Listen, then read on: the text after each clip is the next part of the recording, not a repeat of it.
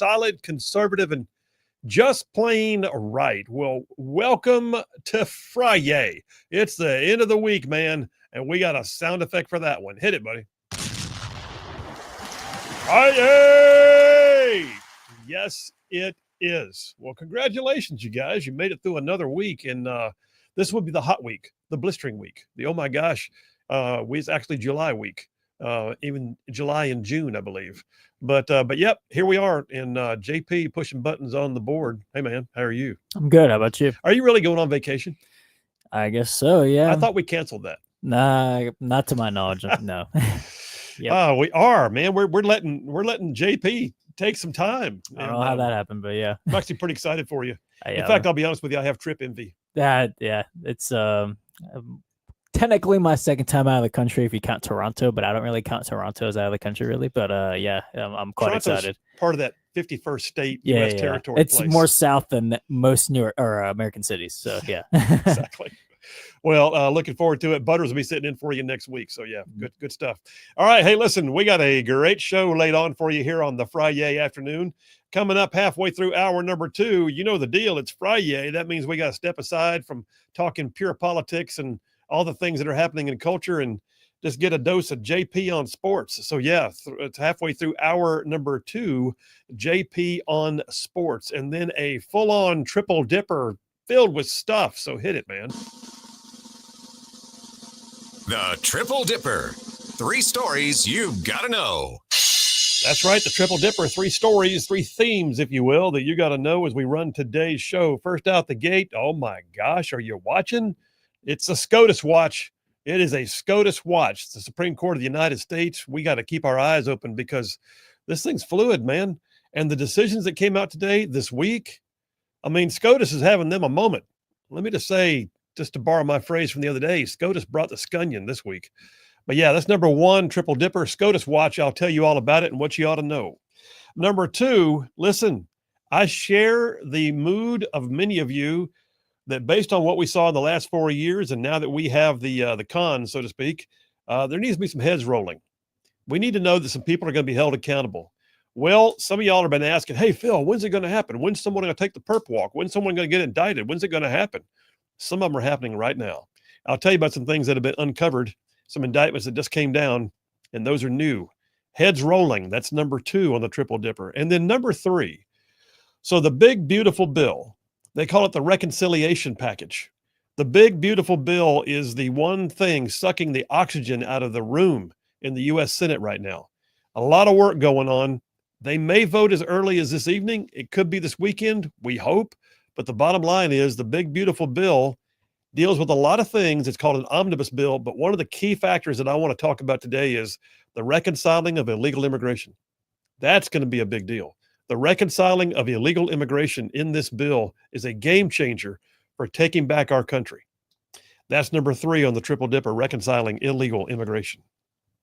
All right, let me jump on into today's opening monologue, the Rightside Way monologue. As always, I'll remind you guys that attorney Stan McDonald is, in fact, the daily sponsor of the Rightside Way. Stan McDonald, partner at the law firm of Wilmer and Lee, 30-year veteran in the practice of law, daily sponsor of the Rightside Way, and I'll tell you more about Stan here in just a few minutes.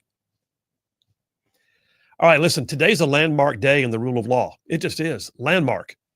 Like a moment in time when the rulings that came down from the high bench at the Supreme Court of the United States are impacting how and why we do things in an epic way. Much of the Trump agenda is currently vested in the various federal court decisions that are making through their processes of the legal system, not the least of which are decisions that are being issued today in Washington, D.C., at the Supreme Court of the United States.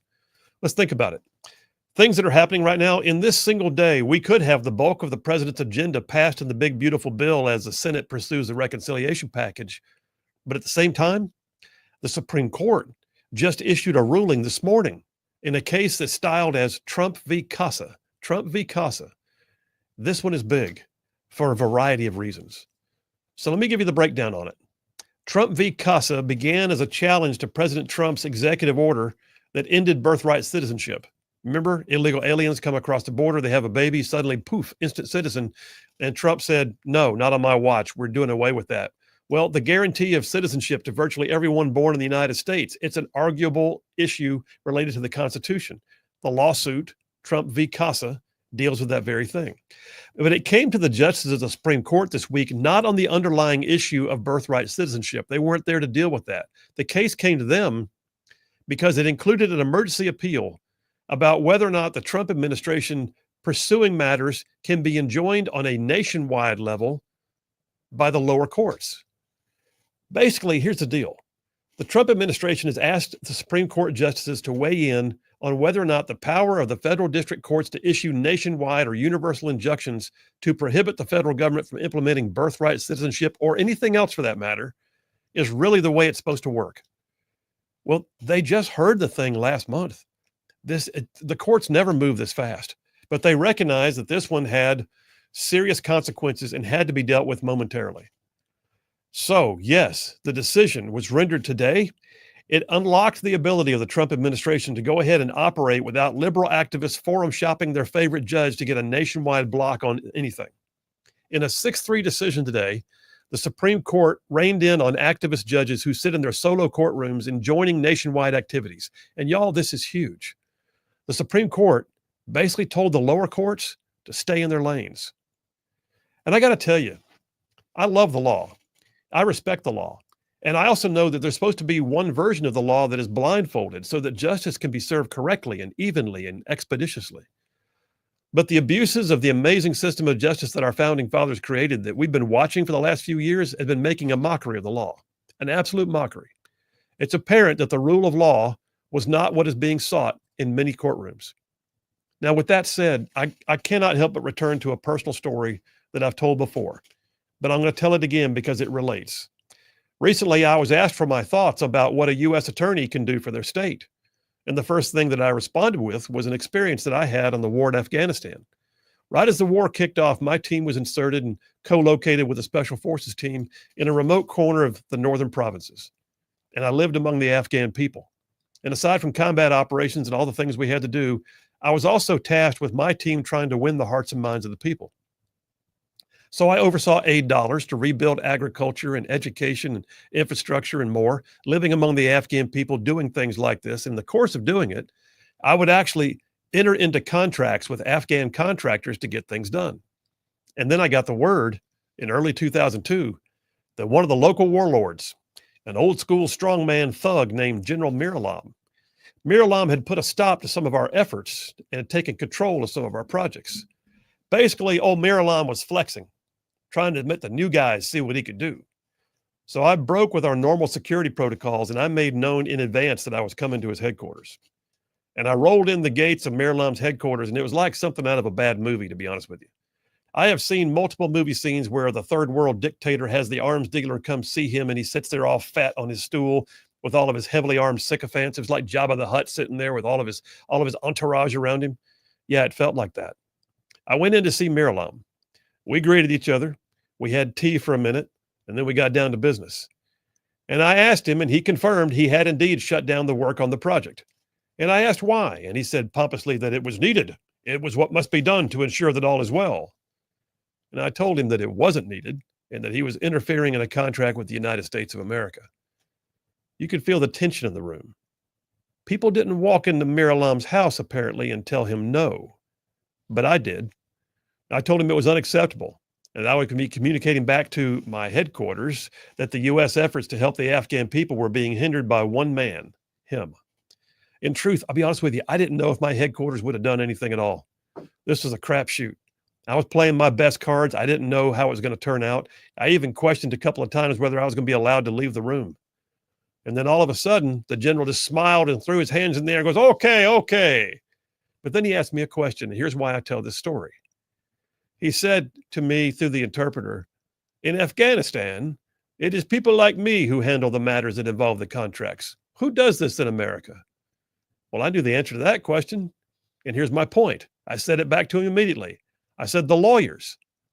Miralam looked at me like he had just heard the best joke ever. I'll never forget. He turned around and repeated my answer in Dari to his entourage, and they all broke out laughing like it was the funniest thing they'd ever heard.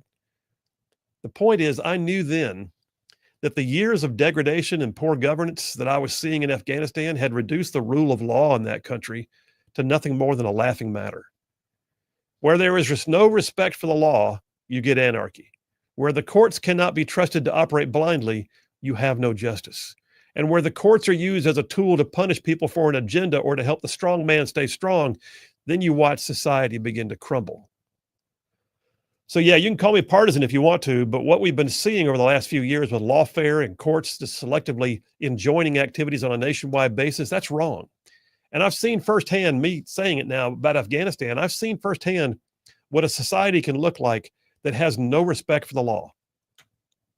Part of the preservation of a well-ordered society comes from having a judicial system that is built and maintained on the premise that the law is meaningful and necessary and that it's even indispensable. But in order to do that, we need more folks who will serve in their various capacities in the judicial system to uphold and defend the law. Look, I believe in what is often referred to as a strict construction of our U.S. Constitution. Some refer to it as the doctrine of judicial constraint, that the Constitution says what it says, that the courts are to be constrained from trying to deviate from the black and white text of the Constitution. So what's the big deal, liberals ask? They will argue, that Constitution, that old piece of paper, that was written 225 years ago. It's out of date. Those old dudes back then didn't know what we'd be going through in today's world. They couldn't see the modern life. They might have gotten it wrong. Liberals love to think that the founders might have been willing to write it differently if they lived in our modern times. But in essence, I believe the Constitution ought to mean something, especially given our times. And I think if the same men were here, they would write it again the exact same way. The Constitution of the United States and its duly passed amendments, such as the first 10 in the Bill of Rights, they are there for a reason. With such things as freedom of religion and speech and the press and the right to bear arms and protection from unlawful search and seizure, the right to an impartial trial, due process, all of it, the rights of individual states to have some sovereignty, all of that and more. If we tamper with even one of those constitutional rights, if we allow them to be diluted, then the whole thing becomes a house of cards. The only body that can revise the Constitution is the legislative branch, and by virtue of publicly debated amendments, which are then sent to the various states to be ratified. 3/4 of the states have to agree on the amendments, something, by the way, that has only happened 33 times since the Constitution was first drafted.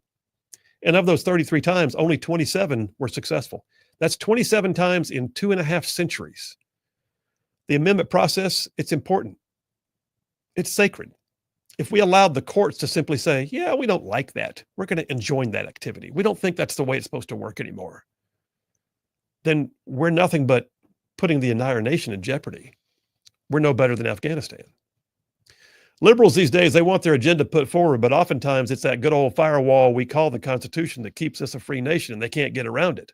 Unless, of course, they could pack the court with liberal justices who refuse to be bound by the doctrine of judicial constraint, justices who could care less about blindfolds, justices who look at things and see an agenda before they see the law, or U.S. attorneys who look for trophies and pursue their agendas. By God, no, not for a second should we ever go down that road. And we've got to make sure we're putting the right people in who love the law, who will uphold the law, from the founding documents all the way through those things which have been constructed and construed and passed into legislative action and signed by the executive branch.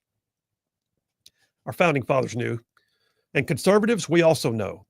We know that every branch of government must be preserved by the support and maintenance of good conservative caretakers. And in this case, I'm talking about conservative judges and conservative U.S. attorneys who take the role seriously, who are determined to uphold the Constitution and to fiercely interpret it as a document the courts have no right to change on their own.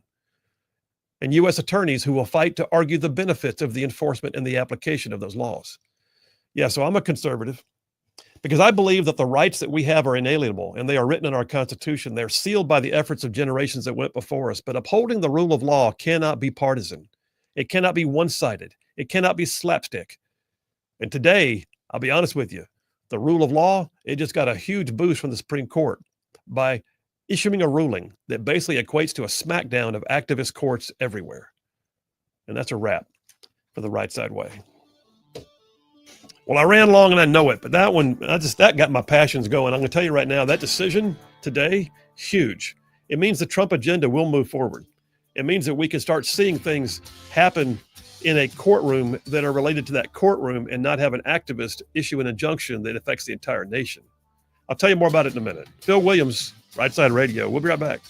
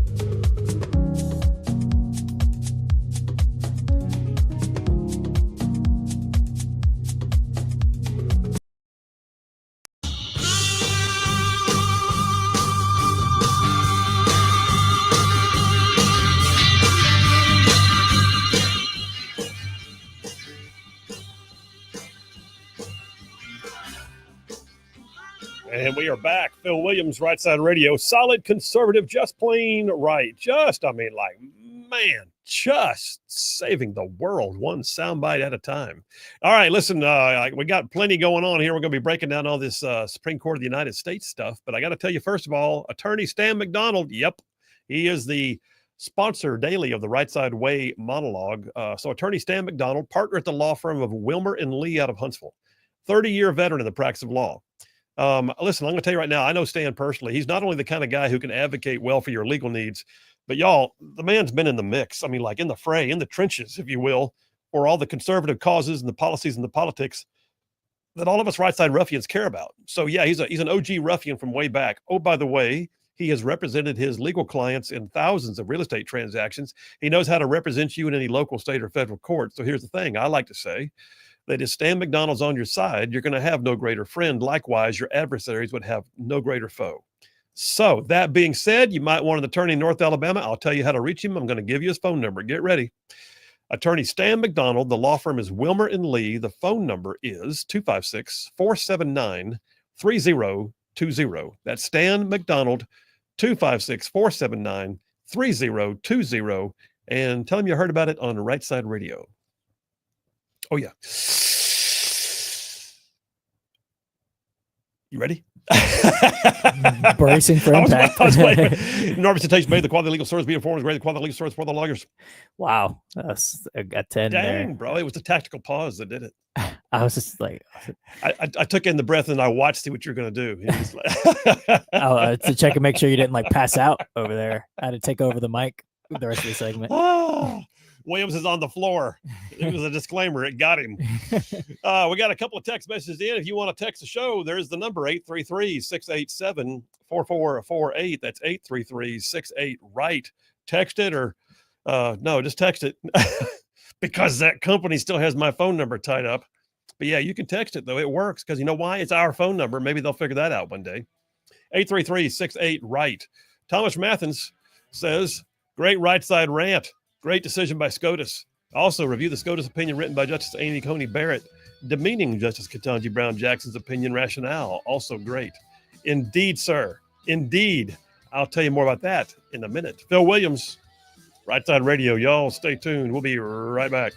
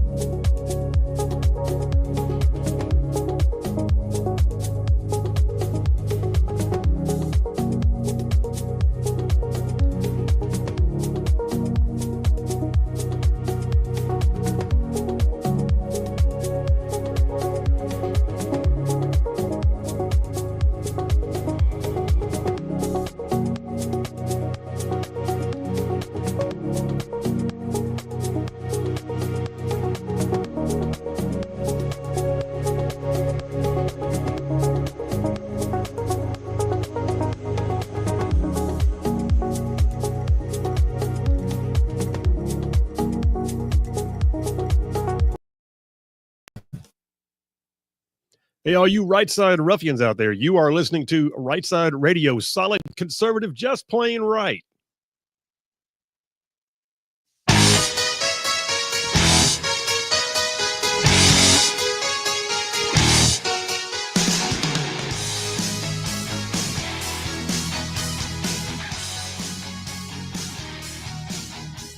And we are back. Phil Williams, Rightside Radio, solid conservative and just plain right. Just covering down on some major ground across the southeast U.S. of A. Y'all, I'm talking about this show. This show.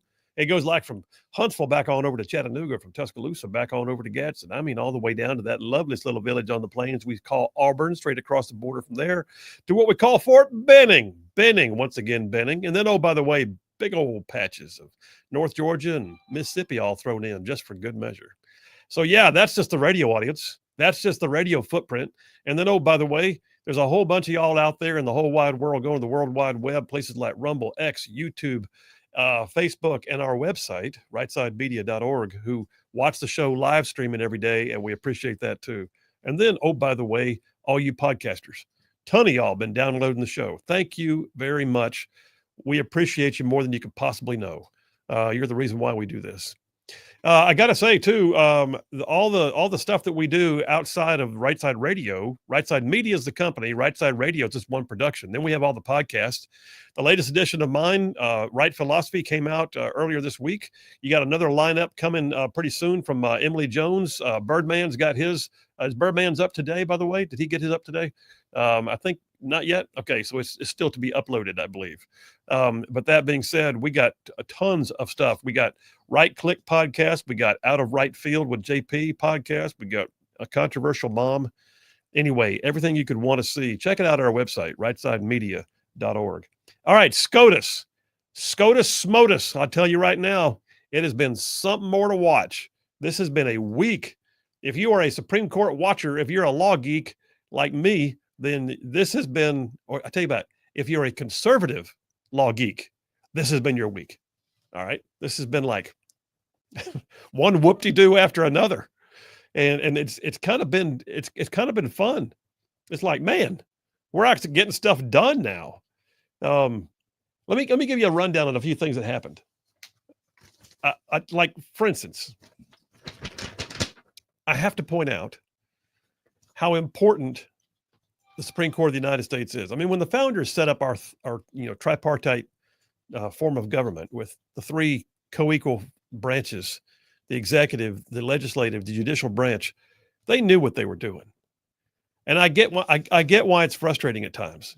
One branch does something, the other branch decides to pass a law to undo it, or to change it or to make it different. And then the other branch decides to look at it and go, well, that's unconstitutional. You cannot do it that way. And then, but what it does is it creates checks and balances. Nowhere else in the world do we have it like this.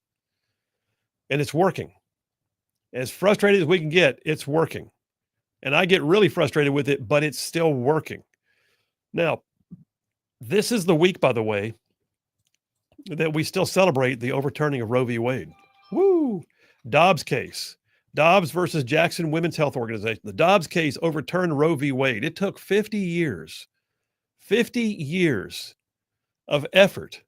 And this was one where the original premise under which Roe v. Wade was decided was finally proven with finality that he can't do it that way. There is no constitutional right to an abortion. There's nothing in the document that says that. In fact, if anything, our Constitution promotes life, not ends life. But it took 50 years of effort, and the court decided to go there, and they did. Well, this year, just so you know, before I really get into the latest news on SCOTUS, House and Senate Democrats, they held public events in their respective chambers where they were somber, and they filed in, and they eulogized Roe v. Wade. I mean, literally like eulogized it. Like Hakeem Jeffries gets up in the House saying, today we solemnly gather to mark the anniversary of the Dobbs decision. Ayanna Pressley, she gets up there and says, this was an attack on bodily autonomy, an extremist march towards an abortion ban, a nation, what she calls a nation of forced birth. Forced birth? I got news. If you're pregnant, that child's coming. It's not forced. No, we want to force the ability to kill the child in the womb. Oh, that's different. Republicans also, by the way, did take note. Republicans, it says, gathered up on the floor and gave their own remarks. And, more like Mike Johnson, Speaker of the House, saying things like 3 years ago today, the Supreme Court corrected an egregious and tragic error and affirmed an undeniable truth, originally affirmed in our nation's birth certificate, the Declaration of Independence. What he's basically saying is the founders didn't intend to allow you a right to kill babies. Well, that's a Supreme Court decision. Now, here's the thing. 3 branches of government. It took the court to undo the court. Roe v. Wade was a judicial decision based upon an interpretation of the law, and it was reversed.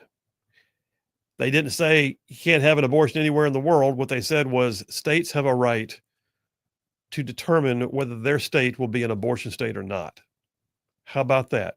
We're back to being a federalist society again. All right, so that happened this week. This week is the anniversary. 3 years. I remember being on the air and just talking about this, just like I just couldn't get over the fact that I was on the air and able to talk about this firsthand as to what it meant to have been a pro-life legislator at the state level, to constantly see everything that I helped to pass to get challenged, only to finally have the Supreme Court say, good on you, states, do what you got to do. All right, so that being said, there's other things, though, that have happened.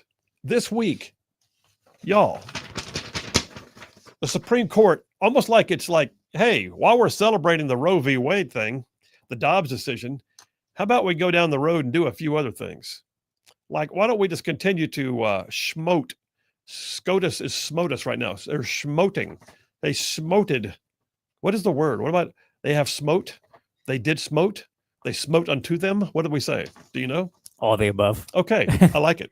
All right. The Supreme Court, Daily Wire's got a piece here. Dateline yesterday. Supreme Court says that states can cut off Medicaid funds for Planned Parenthood. Can I have an applause line, please? Prepare yourself to just wear out that button. Thank you. Thank you very much. Thank you. Thank you very much.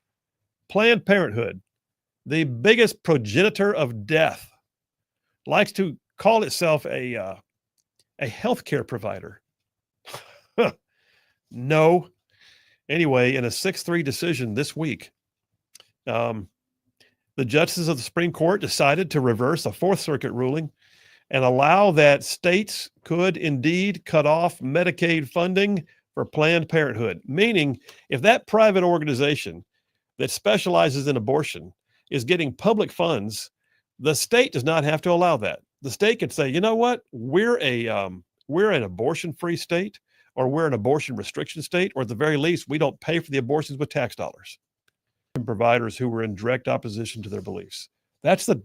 Look, y'all, this is I cannot even begin to describe how big this week is in the Supreme Court of the United States.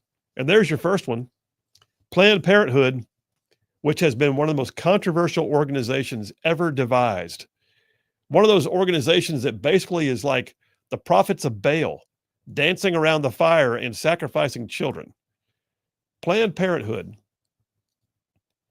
has now lost the ability to get public dollars to fund their operations to kill babies. I think that's huge. SBA Pro-Life America President Marjorie Dannenfelser, she said, Planned Parenthood's taxpayer-funded gravy train is swiftly coming to an end.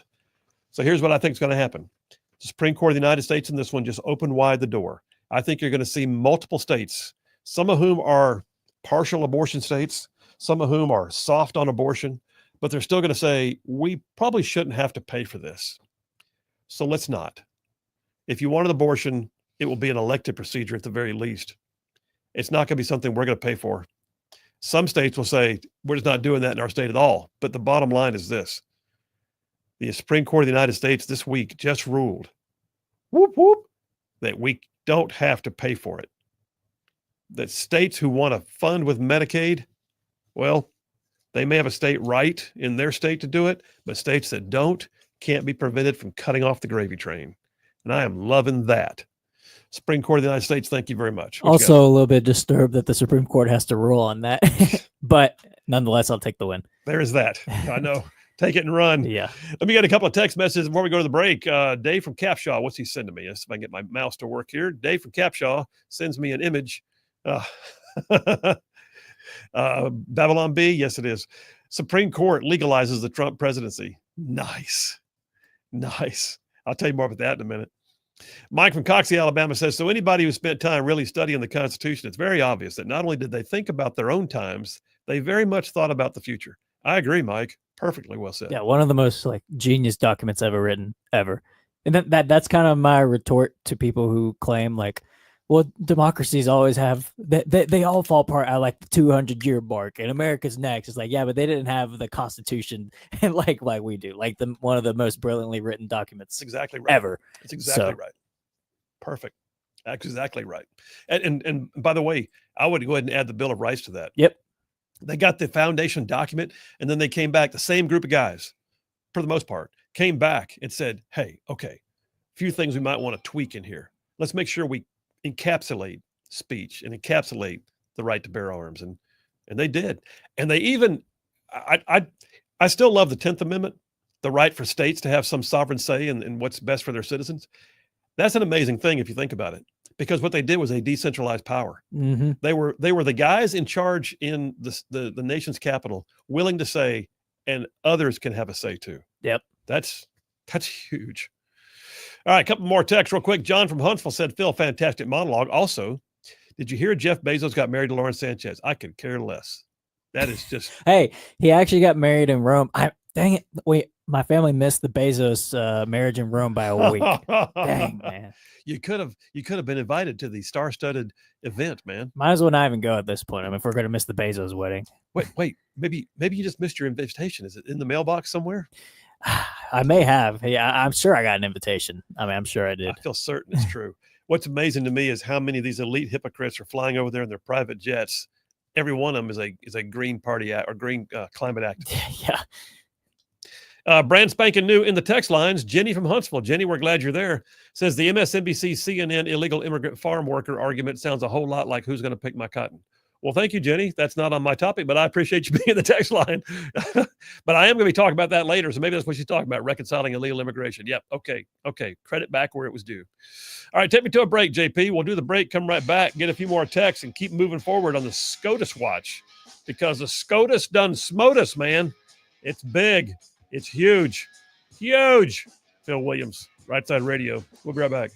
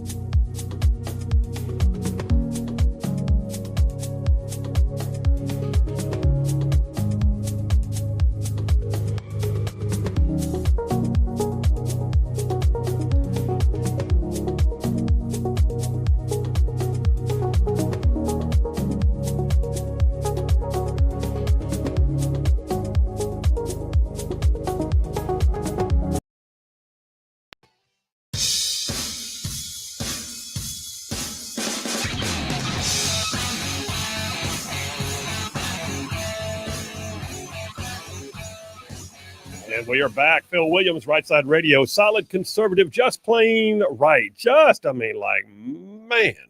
Just pulling pins on truth grenades. That's what we're doing. A few more texts to keep the text lines current. You guys text in if you want to. 833-687-4448. That's 833-68-RIGHT. Richard from Madison says, if the Supreme Court is supposed to rule based on the law, why aren't the decisions 9-0 if they base their decisions on the same laws? I think I know why, he says. Also, have you ever thought of getting the guy who advertised the micro machines to speak your disclaimer? No, I haven't, because I have fun doing it myself. So yeah, great question. And by the way, we did have a few 9-0s here in recent time, but no, that's what happens when we've got the liberal bent or the conservative bent. You tend to see things through a lens. But I will also point out that these folks were confirmed by the U.S. Senate, which is a mix. The justice, which is a mix of highly polarized people, right? So Ketanji Brown Jackson didn't get into the Supreme Court of the United States because the Republican majority thought she was a conservative and she'd do a good job up there. She got in because she was nominated by Biden because she was a black woman jurist, and that's what he said. His words, not mine. But listen, I'll be honest with you. She has an asterisk by her name. We were talking about this off the air. Ketanji Brown Jackson is a bless your heart jurist. And I know that some would say that's disrespectful. It's not. She was literally nominated, in the words of the president who nominated her, because he was looking for a black woman to put on the Supreme Court. In other words, she was not necessarily going to be the best we could find to sit on the Supreme Court. She was the best black woman they could find to put on the Supreme Court. Well, that's great. I'm glad. I don't mind. I don't care. She's a purple woman on the Supreme Court, although that would be interesting. But I don't care. She's, whatever race she is. Doesn't matter to me. Just find somebody who knows how to be a good jurist, to have blindfolds on while they interpret the law. I would love to have what is known as a strict constructionist, someone more along the lines of an Antonin Scalia, someone like a Clarence Thomas, who looks at the Constitution and said, it says this. Not it says this, but that was a different time, and I think it should be fluid, and we can interpret it to mean different things for our time. That's what Ketanji Brown Jackson and Justice Sotomayor and Justice Kagan do. They look at it as a fluid document. They don't see judicial constraint being necessary. And so they are constantly willing to stare at things through a lens that says the law is fluid, much like truth is fluid. Keep in mind that Ketanji Brown Jackson is also the one who couldn't even define what a woman was during her confirmation hearing, and she still got confirmed. That should have been a disqualifier right there. I'm sorry. If you're not smart enough to come in here and say what a woman is, we don't need you interpreting cases for us. Thank you very much. Well, it was beyond bizarre, and I'm going to put the statement up on the screen of Amy Coney Barrett's talking about Ketanji Brown Jackson. Oh, I'm going to get into that in a minute. Hold off on that. I want you to put that up, pull that back down for a minute. I want to talk through that one and then sort of like bring it up with the case, because I'm not on that case yet. But yeah, she got spanked today. Yeah. So yeah, bring that back here in a little bit. But yeah, I'm just saying, Ketanji Brown Jackson. Well, I'll prelude what JP was saying. She got waxed today. Waxed. I mean, like waxed by Justice Amy Coney Barrett. A few more text messages for the break. Tom with all the kids up in Huntsville says, now we need to convince more people to have babies because smart people have an obligation to reproduce. He's doing his part, he says. That's why he's called Tom with all the kids. What does he have? 7? Is that what it was? I forgot. It was more than that. Was it? Well, yes. You know what? I think you're right. It was more than 10, I believe. Scroll back through his text string and see if you can figure out. I mean, he told us once before. Mm-hmm. Navy Phil from Athens says Justice Sotomayor on a hot mic moment said she believed the job of the court was to create law the legislature couldn't pass. Wow, Navy Phil, if you know what? I did not recall that. If you've got the ability to send me a link to that, I'd appreciate it. What you got? Tom just texted and says he's got 17 kids. Stop it. Nobody has 17 kids. That's unreal. It says 10 bio, 7 adopted. That is awesome. Tom, you are definitely doing Tom, you're the man. When your wife's the woman. How about that? Bobby from Huntsville says, talking about Ketanji Brown Jackson, was she auto-pinned on that nomination? Probably. Who knows? Dave from Capshaw says, Phil, for the last few months, my lib relatives kept harping on how Trump was ignoring or trashing the Constitution. So now we can say it was lib federal district courts who were the ones trashing or ignoring our Constitution. I would agree. They were usurping the authority of the executive branch. They were trying to pretend that the executive branch was something, like what do they call it? No kings. They were all about the no kings. We don't want a monarchy. Well, the Supreme Court just said, how about this? Don't turn around and make the court one. All right, last one before we go to the break. Rap from Athens says, what? He's apologizing. What was that about? So yada, yada, yada. It's off topic. So it's off topic. Yeah. I'll hang on. Thank you, Rap. All right, 17 kids. Mm-hmm. If we had more people like Tom, we wouldn't have a birth rate decline like we have. That is exactly right. So, yes. 17 kids. Listen, I raised 2, and that felt like a lot sometimes. There were times when 2 was like all we could do. 2, I guess, I don't know. Once you get past about 6, it's like whatever. Well, in our family, I got 13 cousins, and I know when we're all together, it feels like a lot. So I can't imagine 17 in one house. It does get fun at Christmas. Absolutely. All right, listen. Plenty more where that came from. The SCOTUS Watch. We're still on it. SCOTUS Smotus. We'll tell you all about it. Bill Williams, Rightside Radio. Y'all stay tuned. We'll be right back.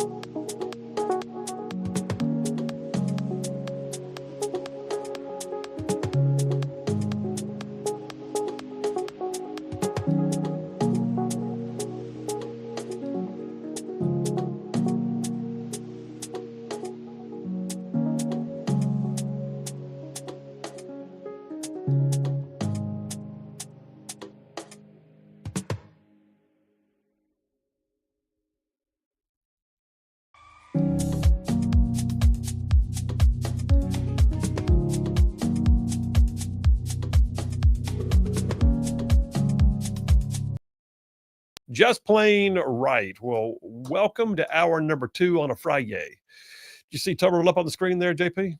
I do. Governor-elect Tuberville. Guys, yes. Yes, we might as well go ahead and crown him right now. Governor-elect Tuberville. Yeah, so apparently he's telling the Will Cain show on Fox right now, I'm reading the ticker at the bottom, the Senate hopes to take its first vote on the reconciliation mega bill tomorrow. So working through the weekend, they're trying to get done because they have the 4th of July recess where they come back to their states and all that kind of stuff. And I'll be honest with you, that actually does drive the train sometimes. They want to get out of town as bad as anybody. And so they're looking to get their own time off. And so they're going to work through the weekend and do what they got to do to get the thing done. I was talking to somebody in D.C. Recently, and they said that it's just sucking all the oxygen out of the room. My words to their phrase, but that's what they said basically was it's just dominating everything right now. And it should. I'm glad. Let me jump on back into the SCOTUS thing. I will tell you this. One of the other things that happened this week in SCOTUS, piece here on the Daily Wire, Dateline a couple of days ago, Kilmar Abrego Garcia. Remember him, the Maryland man? Just the Maryland man? Just the daddy from Maryland? The Maryland father, yeah. Father. The Maryland father. The one who had margaritas with a U.S. senator down yonder in El Salvador. Anyway, he is very likely going to be rearrested after he's released from a Tennessee jail. He's in Tennessee right now. He's going to be likely re-released, be released and rearrested and sent to a third country. So here's the other thing that happened this week. The Supreme Court of the United States came out and said that the Trump administration can indeed send illegal aliens to a third-party country that may not be their country of origin for detention. What does this mean? Well, you know the whole thing about the SCOTUS prison down in El Salvador that he was first sent to? Well, he's from El Salvador. He didn't want to go there. He was here on asylum. Don't you know, it's scary for me back there. I can't go back to my country of origin. Well, you got how many? You got tens of thousands of Haitians that are here. You got any number of people from places like Nicaragua and Venezuela, and they don't want to go back to their home countries, and they were declaring asylum. Guess what? We can sign and we have apparently signed a contract with places like South Sudan. South Sudan, yeah, they'll take them. Cheaper for us to hold them there than to fill up our prisons here. So South Sudan is like, shoot, we'll do it. Send them here. Pay us a little rent. We'll keep them for you and sort of keep them fed, and maybe they'll be all right.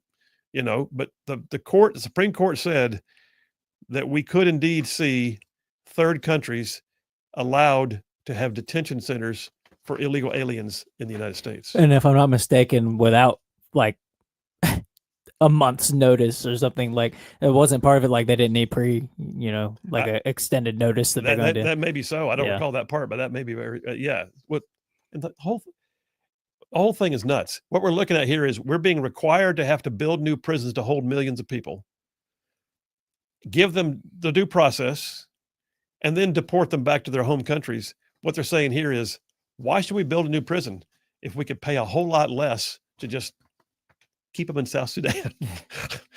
You got to know South Sudan's got to suck for that. I mean, I don't know what the prisons are like in South Sudan, but I don't expect of any, big doings over there.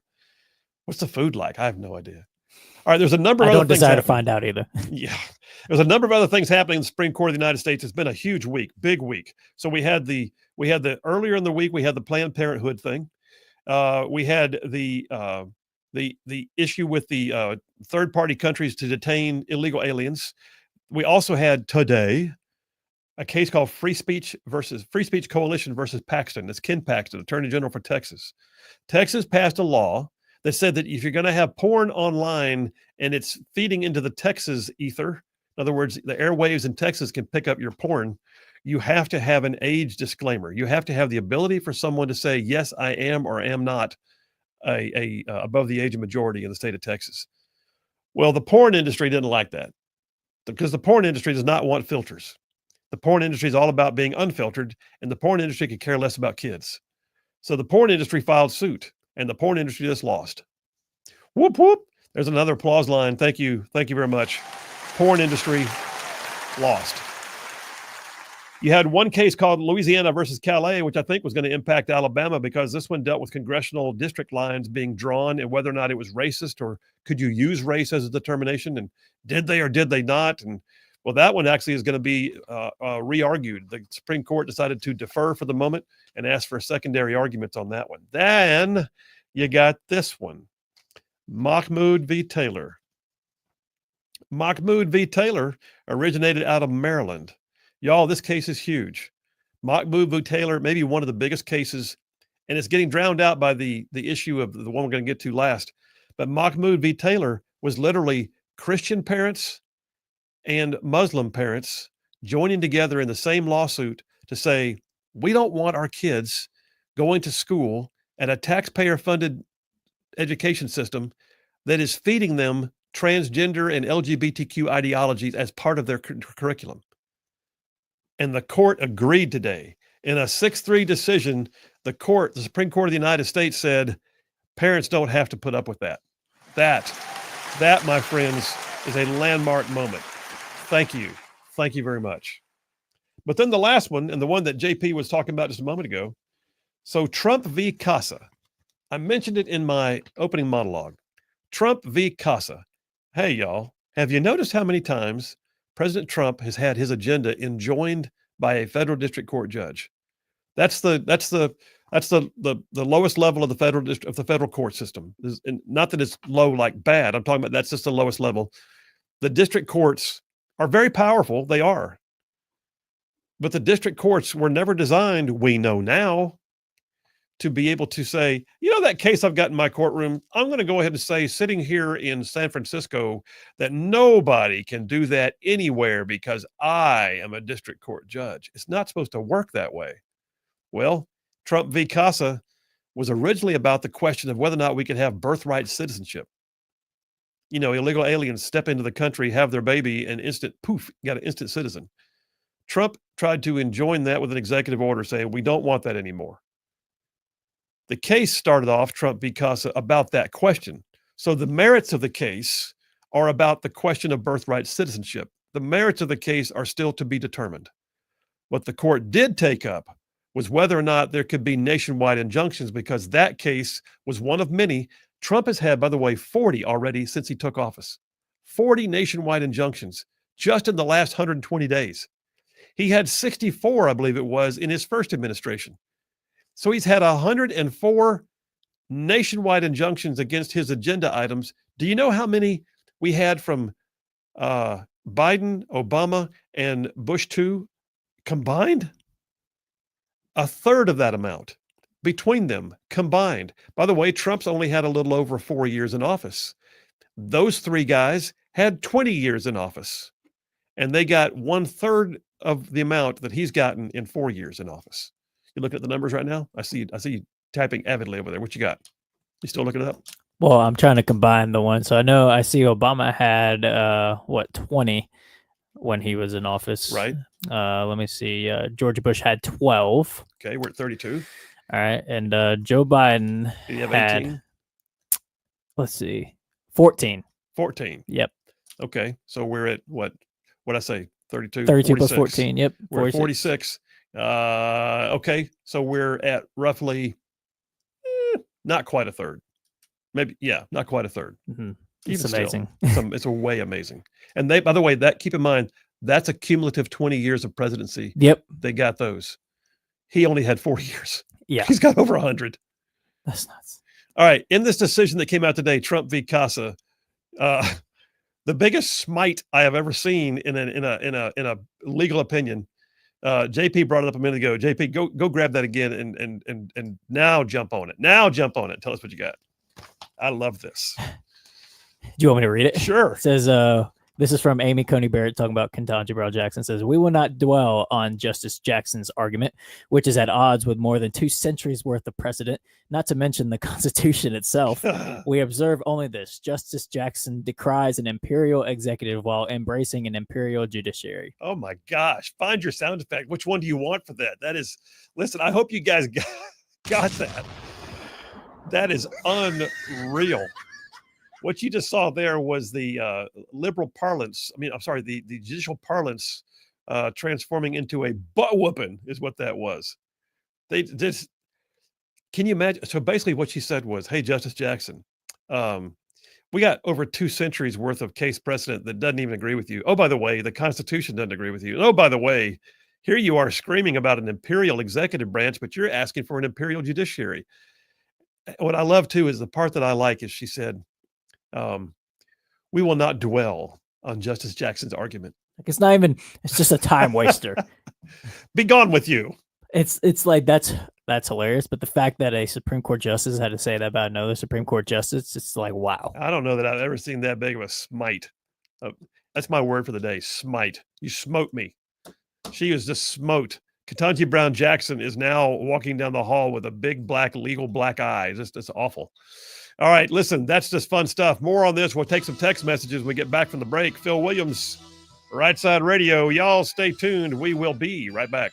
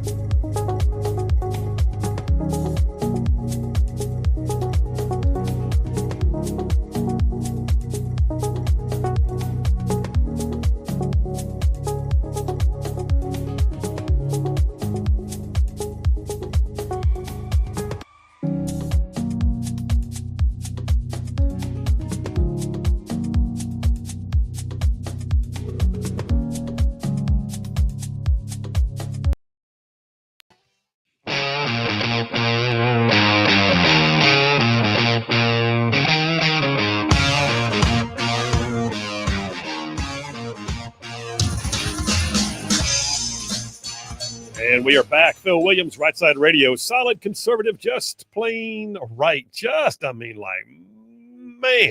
saving the world one soundbite at a time. All right, a bunch of text messages piling up. I'll be getting to some of those here momentarily. I got to read it again, though. We will not dwell on Justice Jackson's argument, which is at odds with more than 2 centuries worth of precedent, not to mention the Constitution itself. We observe only this. Justice Jackson decries an imperial executive while embracing an imperial judiciary. Good Lord. You read that and you're like, that was worded so well.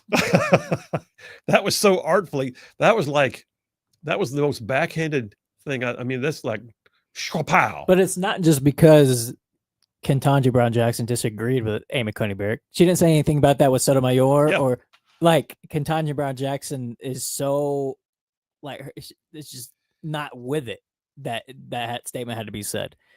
Like, you're not even good at providing a counter argument. Well, I think Justice Jackson, Ketanji Brown Jackson, I think she authored the dissent. So they're actually smacking back at the author of the dissent. And Amy Coney Barrett was writing here because she was the author of the concurring opinion, the basically found in favor of. By the way, I got to say this: the case we're talking about, Trump v. Casa, it did not say nationwide injunctions cannot happen at all. What it said is, if there is a singular issue with parties before the court that may relate to your like basically the court has established jurisdiction over the matter, it does not mean that the court presiding over, party plaintiffs in Montgomery, Alabama, can issue a nationwide injunction to impose its will upon Seattle or wherever else. What it said, though, is it intoned that there's a possibility if you set it up as a class action, and just understand this in the qualifying of a class, the certifying of a class, they call it. There's a lot of hoops you have to jump through. So you can have a class action lawsuit which represents a broad swath of people, which is usually brought like say a pharmaceutical case. You have a group of plaintiffs that get together, but they say everybody takes this drug. It hurt us, but we know that it hurts everybody. And so they apply for certification as a class. It then has to be approved as a class, at which point you can issue a nationwide injunction because it impacts everybody. They're not doing that here. If they want to try and certify a class of illegal aliens, if they want to certify a class of transgender military members, if they want to certify a class of people or plaintiffs or aggrieved individuals, well, they can go through the hoops to do it. But what that does is it also raises the bar a little bit. And it tells the courts, guess what? You don't get to take the stroke of a pen and do away with something on the far reaches of our country just because you didn't like it in your courtroom. Now, here's what's going to happen. And I will say this, we're going to have a fracturing of the law. There will be a patchwork quilt because you will have liberal judges who got appointed to the courts in, say, Oregon, that are going to disagree with somebody from, say, the 11th Circuit Court of Appeals, down here in the Southeast. You're going to have someone who is ruling from the bench in, say, the Northern District of Alabama that will disagree with somebody who rules from the Southern District of California. And so they will have isolated patchwork quilt of what we call fracturing of the legal opinions. That's where the Supreme Court has to take the matter up. And they know that, but that's also their purview. That's why they were designed. When you have conflicting opinions, when you have questions that involve something of such import that it needs to be decided on a national scale, that's why you have the Supreme Court of the United States. That's why they're called Supreme. So they can then weigh in and say, hey, all of y'all, calm yourselves.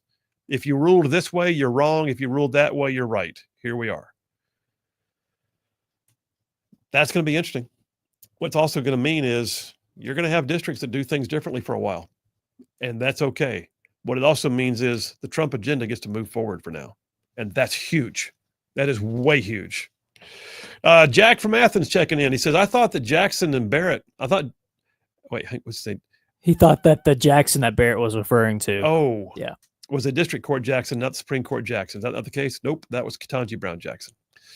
And then Marie from Madison said, these Supreme Court cases illustrate why it's so important for people to be actively involved in the political processes at all levels. It's not about just electing a president for the next 4 years. We're literally determining what type of world will be left for our future generations. Marie, you make a great point. Give her some applause, please. That is absolutely an applause-worthy moment. Let us keep in mind that while this might be the judicial branch, that the members of that branch are the only ones who are nominated by the executive, confirmed by the legislative. So that's a great point.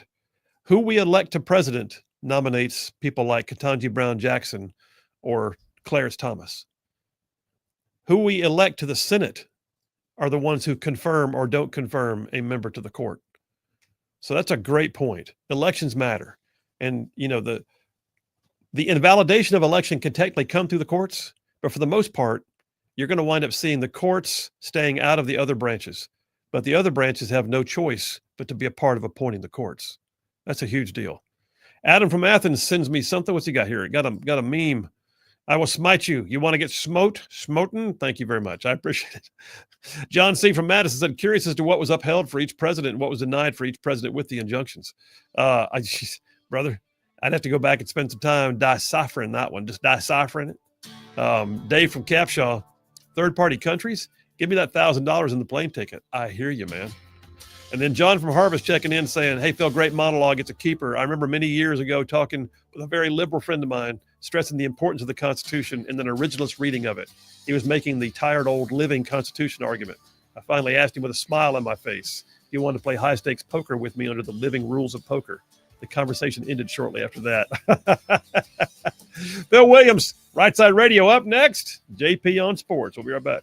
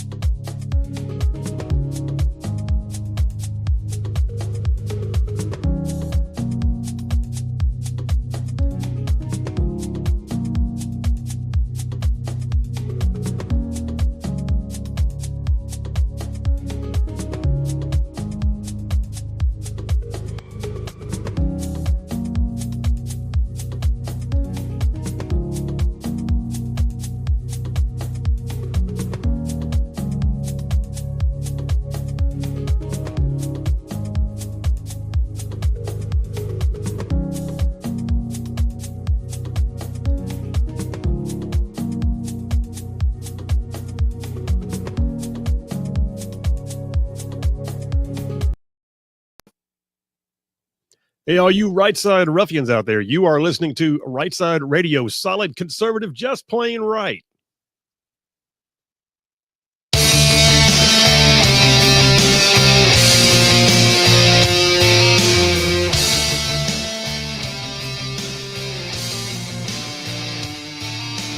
And we are back. Phil Williams, Rightside Radio, solid conservative and just plain right. Just covering down on some major ground across the southeast U.S. of A. Y'all, I'm talking about this show. This one, it goes like from Huntsville back over to Chattanooga, from Tuscaloosa back over to Gadsden, all the way down to that loveliest little village on the plains we call Auburn, straight across the line to what we call, once again, Fort Benning, and big old patches in North Georgia and Mississippi all thrown in, just for good measure. And that's just the radio. Then there's all of y'all out there watching it live online on Facebook, X, YouTube, Rumble, and our website, rightsidemedia.org. And those of y'all who podcast the show too. So bottom line is, we love you. We appreciate you. This show is only here because of y'all. So thank you very much for that. All right, you guys. Hey, listen, we're going to this thing we like to do once a week. It's Friday. It's halfway through hour number 2. I totally just lay aside all the politics and the dippers that I got, and we turn to a segment in which our very own JP, who is like a savant on sports, lays out for us what we call JP on sports, and he has his very own sound effect, courtesy of sorority girls at Auburn. JP on sports! Still my favorite. I love it. All right. Round 1 is called the 3 and Out. He's got top 3 stories of sports. Hit it, dude. Well, we have an NBA champion. The Thunder beat the Pacers in Game 7 last week, and it's the Pacers were not able to rally after Halliburton, their star player, went down with a torn Achilles in, I believe, the first quarter. So it was unfortunate that was the outcome, kind of an asterisk a little bit by that. But still, I think the Thunder were the best team all year. So I think it's definitely still a well-deserved ring for the Thunder, who had a massive rebuild. I think, only 3 years ago, they were like the last team in the league. And through drafts and trades, they were able to rebuild and get to a championship-level team. So props to a small market team like the Thunder to be able to go and rebuild that greatly and come up with a ring. It's very impressive. So, yeah, props to the Thunder. Outstanding. That was a quick one. Oh, yeah. I got meteor ones. Don't worry. You got meteor ones? Yeah. Not meteors as in screaming in on. Okay, more I got meteor you. ones, yeah. All right, go for it, man. What's number 2? I'm on the same lines here. We got the NBA draft ended last night. We got the Janai Broome from Auburn was drafted in the second round. Dylan Cardwell he didn't get drafted, but he signed with the Kings after the draft. And then Alabama players, we have Mark Sears signing with the Bucks, and then you have Grant Nelson signing with the Nets.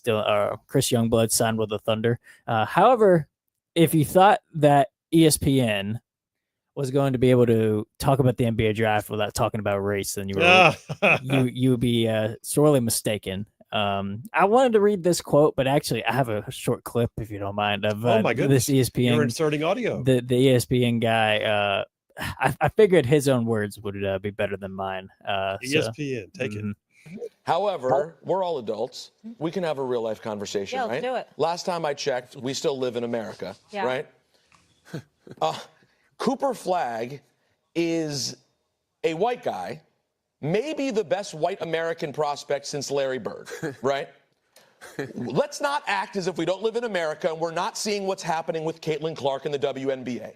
Cooper Flagg is going to be an instant impact player in the NBA. I think Danny will agree. He is ready to go. That kid could play right now. If he's nearly as good as people expect, I think when it comes to intrigue, actual intrigue that people are talking about day to day, no one's going to be more intriguing, get more eyeballs than what Cooper Flagg's doing in Dallas. Danny, what do you Because he's white. Cooper Flagg being a white player, he's going to be intrigued. So that's why he's a standout? Apparently because of his he's skin color? white. Yes. Come on. This is the same guy who said Caitlin Clark being so popular is a sign of white fragility. That exact guy. So it's Cooper Flagg, who was drafted number 1 overall last night, rightfully so. Like, he was by far the best player in college basketball. It wasn't even close. But he takes away from Cooper Flagg's moment because he's going to be a star, not because of his play, not because of how great of a basketball player it is. No, it's because he's white, and because, Phil, we live in America, and white players are obviously more popular than black players, which, well, hey, LeBron James, Steph Curry, come on, James, like, do I need to keep going down the list of, like, if you're good, you're popular no matter what skin color you are. But this is why I don't even watch ESPN anymore, because they virtue signal every chance they get, and they have very few people who will actually talk about the play. It's all politics, virtue signaling, and it's just it's nonsense. But he did prelim it by saying, "Can we have an adult conversation?" Oh, okay, yeah, we can have an adult conversation and say that Cooper Flagg is going to be popular because he's white, of course. That's unreal. I'd like to say I'm shocked to hear this from ESPN, but ESPN's, I think, dying because of this. Stick to the sports, okay? But talk about Cooper Flagg and how good he is as a player, not his skin color. If I'm Cooper Flagg, I'd be very annoyed that they're trying to steal my moment for saying I'm only going to be popular because of my skin color. Well, so I got to ask, though, I didn't hear the rest of the interview. Did anybody take him to task on that? Of or course they let it not. ride? No, I mean, they just let that ride. The rest of the people on the panel are people who agree with them. Nodding their heads. Yeah, absolutely. Yeah. Golly. That's obnoxious. Very annoying. Okay. However, not surprising. Yeah, there you have it. All right. That's 2. What's 3? Well, we are coming up on the end of Pride Month, thank God. I did my podcast on this. That's going to be coming out on Monday, but I thought it would be good to reminisce on how the sports world handled Pride Month this past month. And so the only pro sports league that is in full swing during Pride Month is MLB. NBA was wrapping up at the end, so it's not really fair to look what they did. But the MLB is the team you look at, or the league you look at of, that they are in the midpoint of their season. And there was a decline in the amount of teams that participated in Pride Month this year. If I remember correctly, at the top of my head, I think only 11 of 30 teams participated in like Pride events throughout the year. But I think I mentioned last week how the Mets put up the pride flag during the national anthem and showed it waving in all its glory, I guess. It's whatever you think of pride. I think that's equivalent to like showing a Russian flag during the national anthem, showing a Chinese flag in the national anthem. Any flag that's not the American flag during the national anthem is embarrassing and should be mocked openly. But like I said, they lost 7 straight games after that, so I think karma got them anyways. But also, I mentioned it last week about Clayton Kershaw writing the Genesis 9:12-16 verse because he was forced to wear a rainbow flag hat from the Dodgers. But he's gonna, he's a public Christian and was able to write the verse on his hat to show, God's promise with the rainbow, part of taking the rainbow back. But I think we're actually winning the culture war with this, because I haven't seen, and granted, it may just be my social media algorithms being a conservative, but I feel like year after year pride events are getting mocked more and more in the public space for leagues and teams that across the board force their players to participate in pride events like Christians. You can be I don't have a problem if you're a player and you may be a gay player and you do something to express Pride Month individually. Sure, I don't care. I mean, I don't have to agree with it. Kind of like what Colin Kaepernick did with the knee. Like I don't have to agree with it, but he can do whatever he wants. I think I have a problem with the teams like the Dodgers who force their players to wear rainbow hats. Yeah. Like the forcing your players to participate in something, and it's almost like they're so arrogant that they don't think any of their players disagree with their virtue signaling. But like I said, we're seeing a decline in it, but I would like to see, I think it's a culture win for us if we're seeing teams, participating in it less. I don't think teams should force their players to participate in anything politically or culturally. It shouldn't happen. I wonder, and I'm asking this because the lawyer side of me just kicked in. I wonder if these guys have anything in their contract that says if there are promotional or theme events like that they have to participate, if that was in their contract. And then at the same time, did they even have the right to negotiate that out of their contract? I really doubt it. If it is in their contract, it definitely shouldn't be. But the whole uniform thing, it's just, I don't know. It's like, you wouldn't ask if you had any Muslim players participate in eating like pork before a game or something. Like it's kind of along the same lines of forcing people to go against their faith. And it's, I don't know, it deserves to be called. And granted, it is the Dodgers and the Mets who are in LA and New York, very liberal cities. But hopefully with the numbers across the board going down and them openly being called out and Clayton Kershaw having to, protest on his hat. Like, I don't want to be wearing, I'm being forced to wear this. Hopefully it can start to go down. And I know the MLB will not force teams to not force their players to participate in something. I wish they would. But who knows? Maybe the years go on. We've got the Dodgers and the Mets as the only two teams left that are doing, stuff like this. And they realize, maybe we should stop.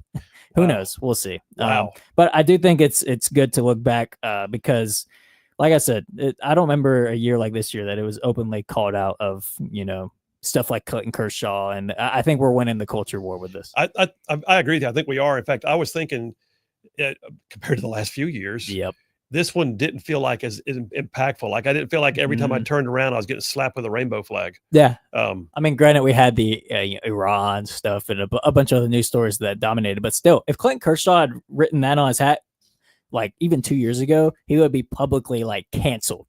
I haven't seen any. I've seen a lot of people sticking up for him, actually. So probably a hero now. Yes, yeah, rightfully so. All right, dude, 3 and out. Perfect timing. You just ran right up against the clock. So take it to the break. We'll take the break right now. It's round 1, JP on sports. That was the 3 and out. Coming right back, we move to the next phase, which is called the 2-minute warning. I got a timer. We got a buzzer, and we'll see what he's got. 2 minutes at the whack. Bill Williams, Rightside Radio. We'll be right back.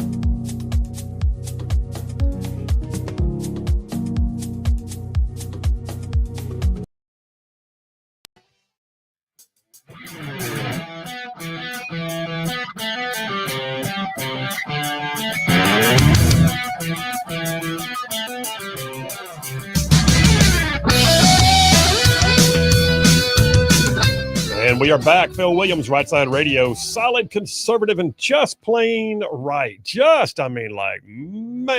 making common sense like a superpower. All right, we're going back to a round 2 of JP on sports. So let me get the timer ready, JP, because this one's called the 2-minute warning. We've got a timer and a buzzer, and you got 2 minutes on each and every one. So first one, go. Well, College World Series is done. LSU won the national championship, so they are back and reestablishing themselves, or let me say, reminding everybody the powerhouse that LSU is in baseball. They beat Coastal Carolina in 2 games, swept them. But there's a funny part of the final game. So I think it was after 11 pitches, the first 11 pitches of the game, Coastal Carolina's head coach and first base coach were ejected from the game. But the funny part of it is, so, Coastal Carolina's coach, stepped up out of the dugout and was yelling at the umpire, and the umpire ejected him right away, quick trigger. So then the Coastal Carolina coach, he's tossed, got nothing left to lose. He's going to go get his words into the umpire face to face. But as he's doing that, the one of the other umpires comes in to try to cut him off and trips over his own feet and falls on his butt.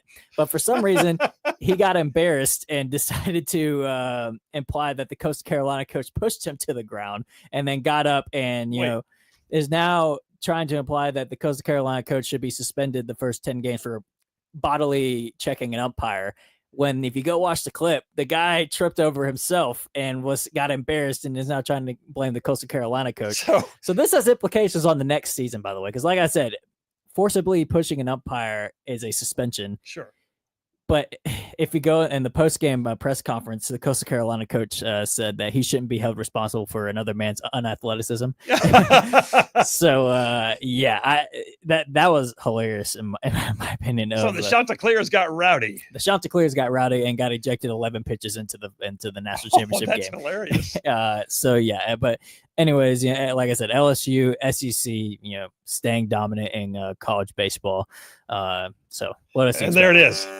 Right up to the buzzer. Chanticleer's getting rowdy. Can a Chanticleer get rowdy? They're the Fighting Gamecocks. That's what they do. Okay. Round 2. Next 2 minutes. Go. So everybody remembers the Riley Gaines, Simone Biles beef that they had on Twitter. What was it, like 2 or 3 weeks ago, where Simone Biles called out Riley Gaines for calling out Minnesota state championship in softball being dominated by a male pitcher. And Simone Biles, called out Riley Gaines, but then body shamed Riley Gaines, which is very hypocritical and kind of funny, actually. But so now we've got, like I said, a week and a half, 2 weeks removed, and a PR apology from Simone Biles. Now Simone Biles has deleted her Twitter. Her whole account? Her whole account has been deleted after this. She couldn't handle the heat. And let me just say, if you're going to call out somebody like Riley Gaines and call her a bunch of things and then body shame her, you got to be able to take the criticism that comes with that. Okay, so clearly Simone Biles was batting out of her league and was not able to take the criticism. And like I said, her PR firm had to do damage control with an apology, but deleting her account, it's like, come on, like you're vindicating everything Riley Gaines said when you're deleting your account. So I think it's fair to say Riley Gaines took the W on this, but not only the W, where Riley Gaines taking the W. I mentioned earlier about, how we're winning the culture battle with pride stuff. Yeah, I think we just won. This is another culture win in the transgender battle in sports, because Simone Biles, who is not a nobody, very popular, called out another, famous person on this regard and had lost so badly that she had to delete her account on X. So I think that's symbolic of just more winning. And clearly she got, beat up on so much by people who agree with Riley Gaines. So clearly, Riley Gaines has the majority of the support in this, I would say. But hopefully moving forward, people will think twice before taking absurd stances on this. Yes. Rule of thumb for social media is you block the porn, but not the scorn. Screenshots are forever. And whatever you say, people will remember and call you out on it. And there it is. All right. Third one, 2-minute warning. Start the clock. Go. We have some shots fired here in the college football world. So football player Thomas Castellanos, who is the new Florida State quarterback, transferred in from Boston College. Alabama and Florida State play week 1 this upcoming season. And Thomas Castellanos decided to say during a media day that Alabama isn't scared of him anymore because they don't have Nick Saban to protect them anymore. He says, quote, they don't have Nick Saban to save them, and that Alabama doesn't scare him anymore. So, cool. As I'm speaking as an Alabama fan here, I'm glad he said that because that screenshot will be brought up when Alabama plays Florida State later this year. And he better hope that Florida State demolishes Alabama, because if Florida State loses, then he has completely made a fool of himself. Part of me respects it. It's like, okay, you're little trash talk. Little trash talk. However, like I said, screenshots are forever. This will be brought up if Florida State just had a 2-10 season, or 3-11, something like an awful season. Florida State is not in a position to trash talk anybody at the moment. I know Alabama missed the playoffs, but 9-3 over 3-11, I think that's or 3-9, whatever the record was. It's funny to me that Florida State thinks they're in a position to trash talk. He's just feeling big because he got picked up by a bigger school out of the portal. Yep, out of Boston College, which, if I remember correctly, I think Boston College actually beat Florida State last year. So I don't know. It's quite it's funny to me. But yeah, I'm sure he probably got a talking to by his coach after that for speaking up. Well, I guess it's better than having a quarterback who's got no moxie at all. Yeah, that's true. That's true. But that's. Hey, I got to give him props for guts there. So there's that. All right, there it is. And the buzzer, and reset the clock. And do you have time? Yes, you do. Go. I got about 30 seconds here. We got a big UFC card this weekend. I'm kind of upset because I'll be on an 8-hour flight to Paris during this fight. Oh, you're upset because you're going to Paris. I'm sorry. Well, okay, let me rephrase that. I'm upset that I have to be on an 8-hour plane flight, and I hate flying, so we'll see how that goes. But I'm also flying while my favorite fighter and one of the biggest cards of the year for the UFC will be happening while I'm thousands of feet up in the air, and I'm praying that the airplane has Wi-Fi. But Charles Oliveira is fighting Ilia Topuria this upcoming weekend for the vacant lightweight title. This is just a massive, massive fight, and two of the best in the world of Charles Oliveira and Ilia Topuria. I don't think this fight goes past like round number 2 with these two. We got the Charles Oliveira, who has the record for most finishes in the UFC, versus undefeated Ilia Topuria. Somebody's got to budge. So I'm interested to see if the plane has Wi-Fi, who will budge. If the plane has Wi-Fi, you're in, and you'll be shouting from your row. Yeah, probably. All right, that's it. JP on sports. Good job, man. Great job mixing culture and sports. Phil Williams, Rightside Radio, hour number 3 on a Friday, coming up.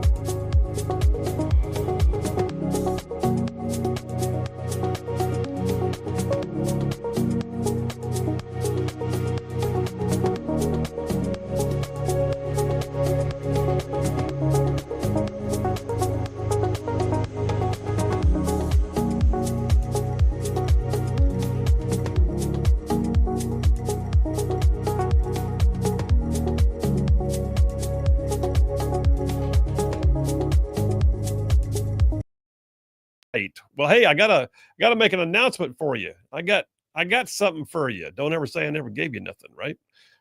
So most of y'all are already aware we have a website, rightsidemedia.org. The parent company of Rightside Radio is Rightside Media. Rightsidemedia.org also has our merchandise store. So yes, indeedy, you go there, you find the shop tab, and you can find t-shirts, hats, coffee mugs, stickers, and our very cool custom-made bench shot glasses, which is a highball glass with the engraved Rightside Media logo, and it says bulletproof influence, and there's an embedded 308 bullet round in the glass itself. Very cool, custom made for us by the bench shot company. We have all of that right now with a special promo code discount. So if you want to go look for, if you want a Rightside Ruffian shirt, if you want one of the flag history of the American flag shirts, if you want a baseball cap, if you want any one of these things on our merch store, we have a promo code in honor of July 4th. The promo code is Liberty. Type in the word Liberty when you're checking out. Everything's 10% off. Now, I will tell you this. Butters got to freelancing. He did. Butters is just giving stuff away. So Butters has got it set up to where if you buy one of our special cork bottom coffee mugs, then it automatically gives you another discount off of a t-shirt. No, I take it back. It's the other way around. If you buy one of our t-shirts, it gives you an extra discount off the cork bottom mug. That's what it was. So yeah, there's like all kinds of layers of discounts. But yes, the promo code is Liberty. Go check it out at rightsidemedia.org. All our cool stuff is on there. We do have cool stuff, by the way. And you would look good in it. Walking around on 4th of July wearing your History of the American Flag t-shirt. Why not? Rightside Ruffians, you look good in that kind of stuff. All right, I got some text messages that I'll catch up on real quick. Thomas from Athens says, Lawyer Phil, here's an idea. Get some of your right-thinking law firm buddies to gather to register as a class millions of illegal aliens from across the USA, requiring their names, addresses, etc., to be so registered for the suit. It would be interesting to see who would be willing to be on that list of names and addresses. It wouldn't happen. That would not happen. How about this? Why don't we get a class of nationalized citizens who have earned their citizenship to form as a class and say they're ticked off because they didn't get to just wander across the Rio Grande and settle in and get free stuff. They had to work through the process and then work to earn a living. And oh, by the way, they want to form a class and sue to keep these illegals from scarfing up all the stuff. How about that? Form the class, get it certified, make the suit. I'm for it. Okay. Bobby from Huntsville says, thank you, Phil. It's right. Oh, look at that. Bobby from Huntsville sending us a picture. He's got him a little Jim Beam and a Rightside Media bulletproof influence highball glass. Looking good, man. Glad of it. Thank you for sharing. I appreciate it. And I appreciate the fact he's actually using it. It's not a shelf item. Nope, I agree. And actually, Cody on the YouTube just said he's going to go check out the merch store. He says he very rarely buys merch, but we deserve to be supported, according to Cody. Well, now, thank you, sir. Appreciate that very much. Jack from Huntsville says, JP, at 22, I hate to tell you, ESPN has been unwatchably woke since before you were born.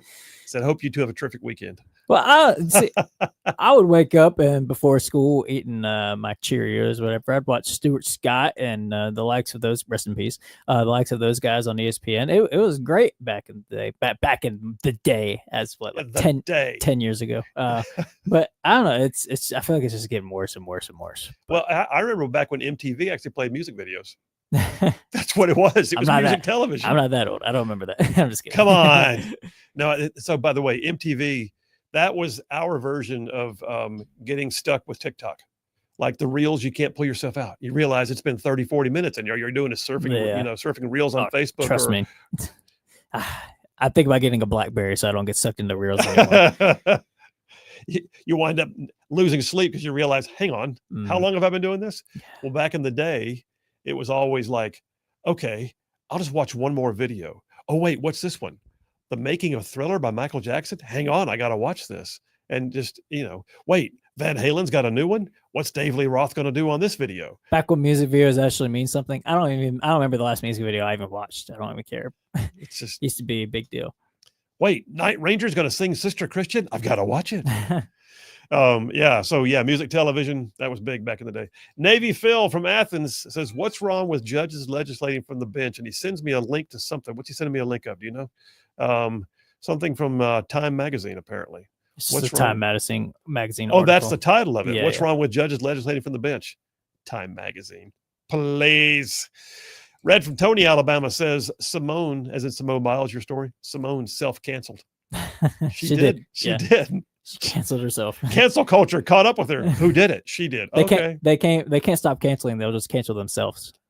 You know what? We can live with that. Yeah, I'm all for it. Herb from Gurley checking in saying somebody ought to start a move to have all Christians wear a t-shirt with a rainbow on both sides of the verse from Genesis 9 in bold letters. You know what?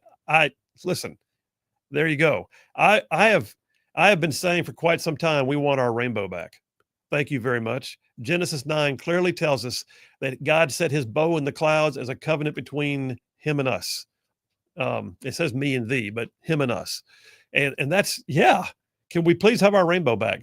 How did they get the rainbow, by the way? Who told them they could have the rainbow? I don't know. They just took it.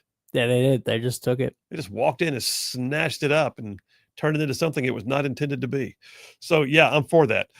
Reaching way back, Stephen from Huntsville reminded me, oh, yeah, Tom with all the kids has 17 friends of ours. Stephen from Huntsville reminding us, the O'Halloran family. Did you know the O'Hallorans? I knew the grandkids of the O'Hallorans, yes, and there's a bunch of them. Listen, the O'Hallorans. So I'll just go ahead and say Danny O'Halloran was in my class, good friend of mine in high school. Danny O'Halloran, his family, 15 kids. Yeah. 15. He was smack in the middle. And they had the system, man. I mean, they had how you rotated through the house, into you grew into a bedroom, so to speak. And they were the most loving family. Everything always seemed to be just like, okay. And when the last O'Halloran finally graduated from Grissom High School, I mean, by the way, Tom with all the kids, not taking anything away from him. Was he like 10 kids of his own, 7 adopted? Yep. That's huge. That's amazing. But the O'Hallorans was 15 natural kids. Yeah. That's mom having babies for 30 straight years. That's nuts. They deserve their own TV show almost. When Danny and I were running buddies in high school, the youngest was on a tricycle in the driveway. The oldest had kids of his own. Wow. Yeah, it's crazy. Grissom High School gave Mrs. O'Halloran a big award and a party when the last O'Halloran graduated from Grissom. That's funny. John from Huntsville says JP doesn't understand the purpose of ESPN is to have pick'em contests so people will watch their channel. That's all it is. Just pick'ems. Like the cheese in the trap. Oh my goodness. All right. Hey, listen, we're going to come back on this next dipper here in a few minutes right after the break. And I got to tell you, so I share the sense that a lot of y'all have that we need to start seeing some heads roll, right? And I don't want anybody being persecuted. I don't want somebody being unjustly indicted. I don't want somebody having to go through lawfare. We're not going to do that. But there's some things that have happened that I guarantee you somebody needs to be called on the carpet for. Well, I got some. There are things starting to happen right now that you guys need to know about. So those of y'all that have been saying heads need to roll, well, guess what? The next dipper is called Heads Rolling. Because I've got stuff like, okay, how did the Democrats raise that much money and what is happening about it? How did we find out about the fraud? And did anybody actually plead guilty to what happened at USAID? Or what about this? The auto pen. Is anybody saying anything in these closed door under oath depositions right now before Congress that might actually tell us that they did or did not have authority to use the auto pen? I got that and more coming up after the break. Take me to the break, JP. Bill Williams, Rightside Radio. Y'all stay tuned. We'll be right back.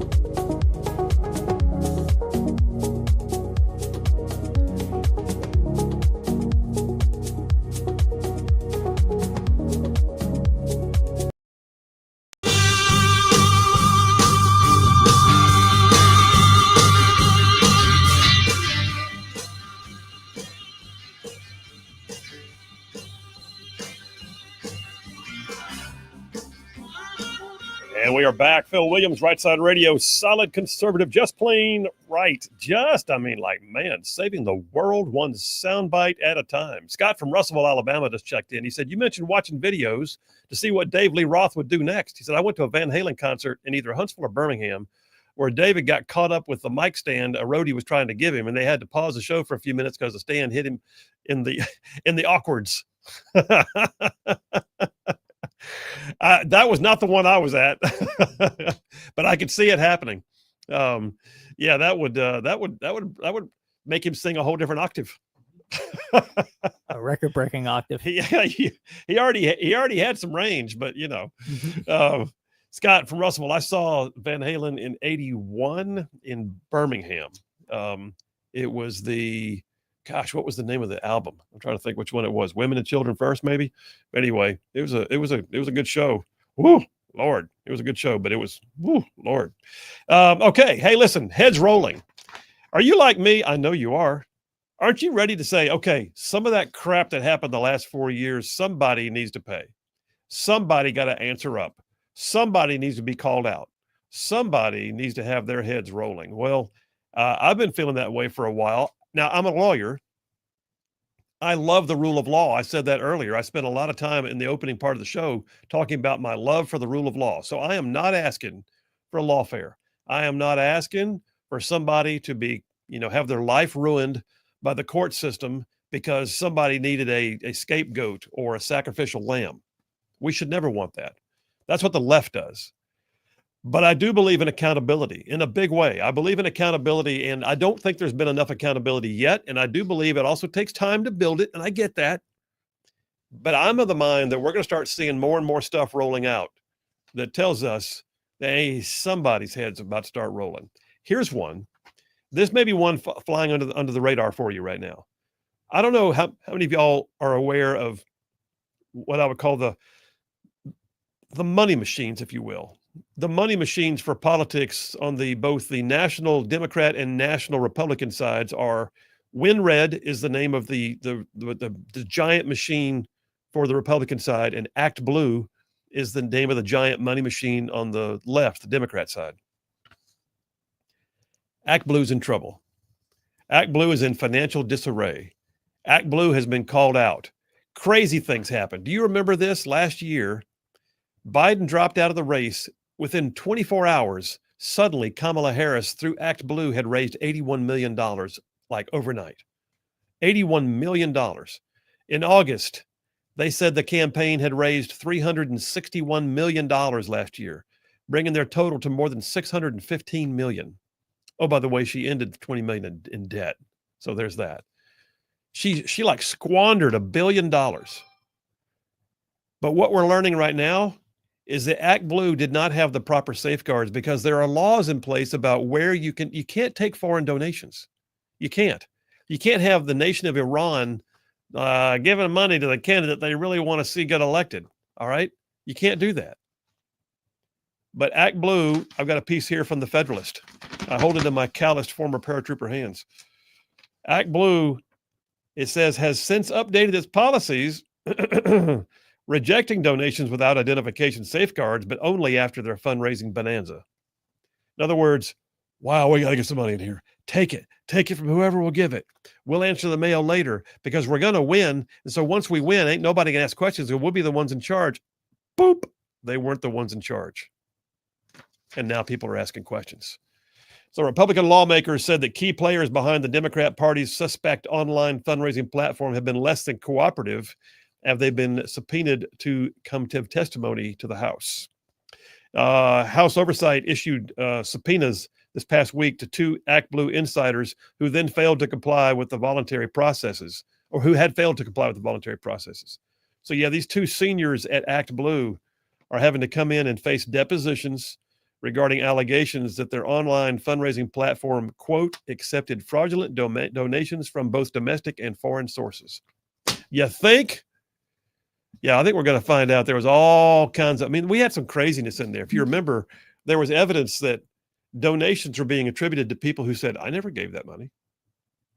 And then you would find somewhere like, Granny in New Jersey who lives on a fixed income. Somehow her name was behind like 17 different donations, each one at the peak level of $2,500. No. Granny didn't do that. And when you go knock on the door and ask Granny, she gets a little disturbed. Why would somebody do that with my name? Because it was false. They were using records they already had because Granny gave $10 one time, and they were using her name as a repeat performance. All said and done, what we believe now was there was a laundering of campaign donations.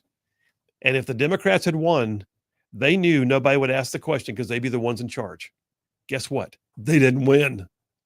Just saying. By the way, you're talking about Biden coming out and Kamala falling. And just a sidebar, this is the 1-year anniversary of that debate last year where Oh, it's June. the dominoes started to go. And June 27th. Yep. The date of the debate. The debate, yeah. That's all I refer to it as, is the debate. You don't even need a moniker for it beyond that. The debate. One of the most surreal things I've ever seen. Listen, I watched it and I actually began feeling bad for Biden. Yeah. Like the president of the United States, the leader of the free world, can't even like form a sentence. He was so gone. In fact, I got to watching it and I thought, is it this way every day? Or is he in Sundowners moment? Like the evenings are hard for him. I don't remember he had a cold. That's why it happened. Oh yeah, whatever. That's when it imploded. Yeah, the debate. That's all we got to call it. That was today. Yep. Wow, good call. The day that the left realized everything the right was saying was correct the whole time. Yeah. And listen, all of a sudden the rats began jumping ship, man. Mm. And next thing you know, they didn't care about democracy and they were going to find a new candidate and just put her in there.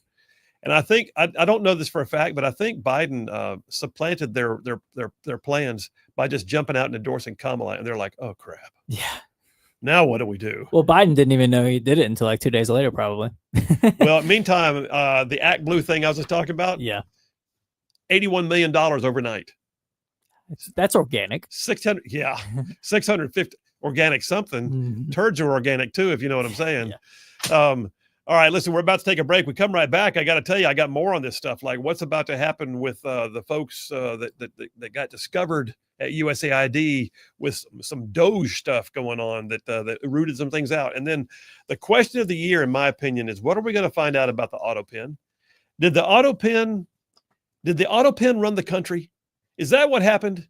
Were we just an auto pen country, like somebody disengaged, put the plane on autopilot and went back in the back and partied and let the plane fly by itself for a while? That's what it feels like happened. Well, we got some testimony that really seems to indicate that may indeed be what happened. All that to say, we got more. John C. from Madison checking in right before I go. He says the left will call it lawfare because it will be happening against their heroes, and they'll make any type of excuse to keep them out of jail. Sure, they will. But you know what? I still think heads are going to roll. I think we're going to find out more. I think there's stuff about the Jan 6 commission we're going to find out. I think auto pen's about to be found out. I think there's all kinds of stuff. I'm for it. Phil Williams, Rightside Radio. Y'all stay tuned. We will be right back.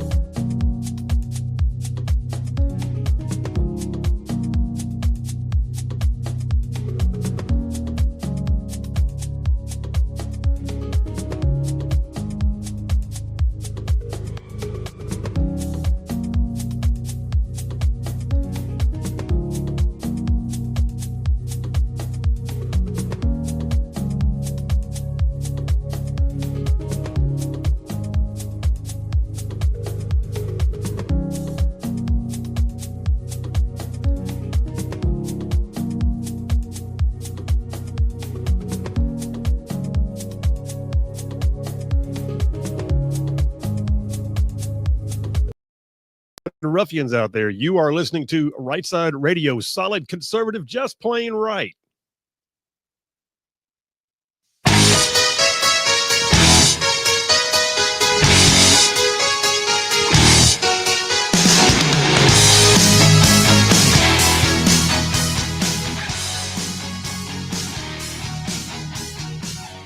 And we are back. Phil Williams, Right Side Radio, solid conservative and just plain right. Covering down on some major ground across the southeast U.S. of A. Y'all, I'm talking about this show, this show. Wow. Goes from like Chattanooga Huntsville back on over to Chattanooga, and from Tuscaloosa back on over to Gadsden, and all the way down to that loveless little village on the plains we call Auburn. Straight across the border from there to what we now call again Fort Benning. And then big old patches of North Georgia and Mississippi all thrown in just for good measure. And that's just the radio.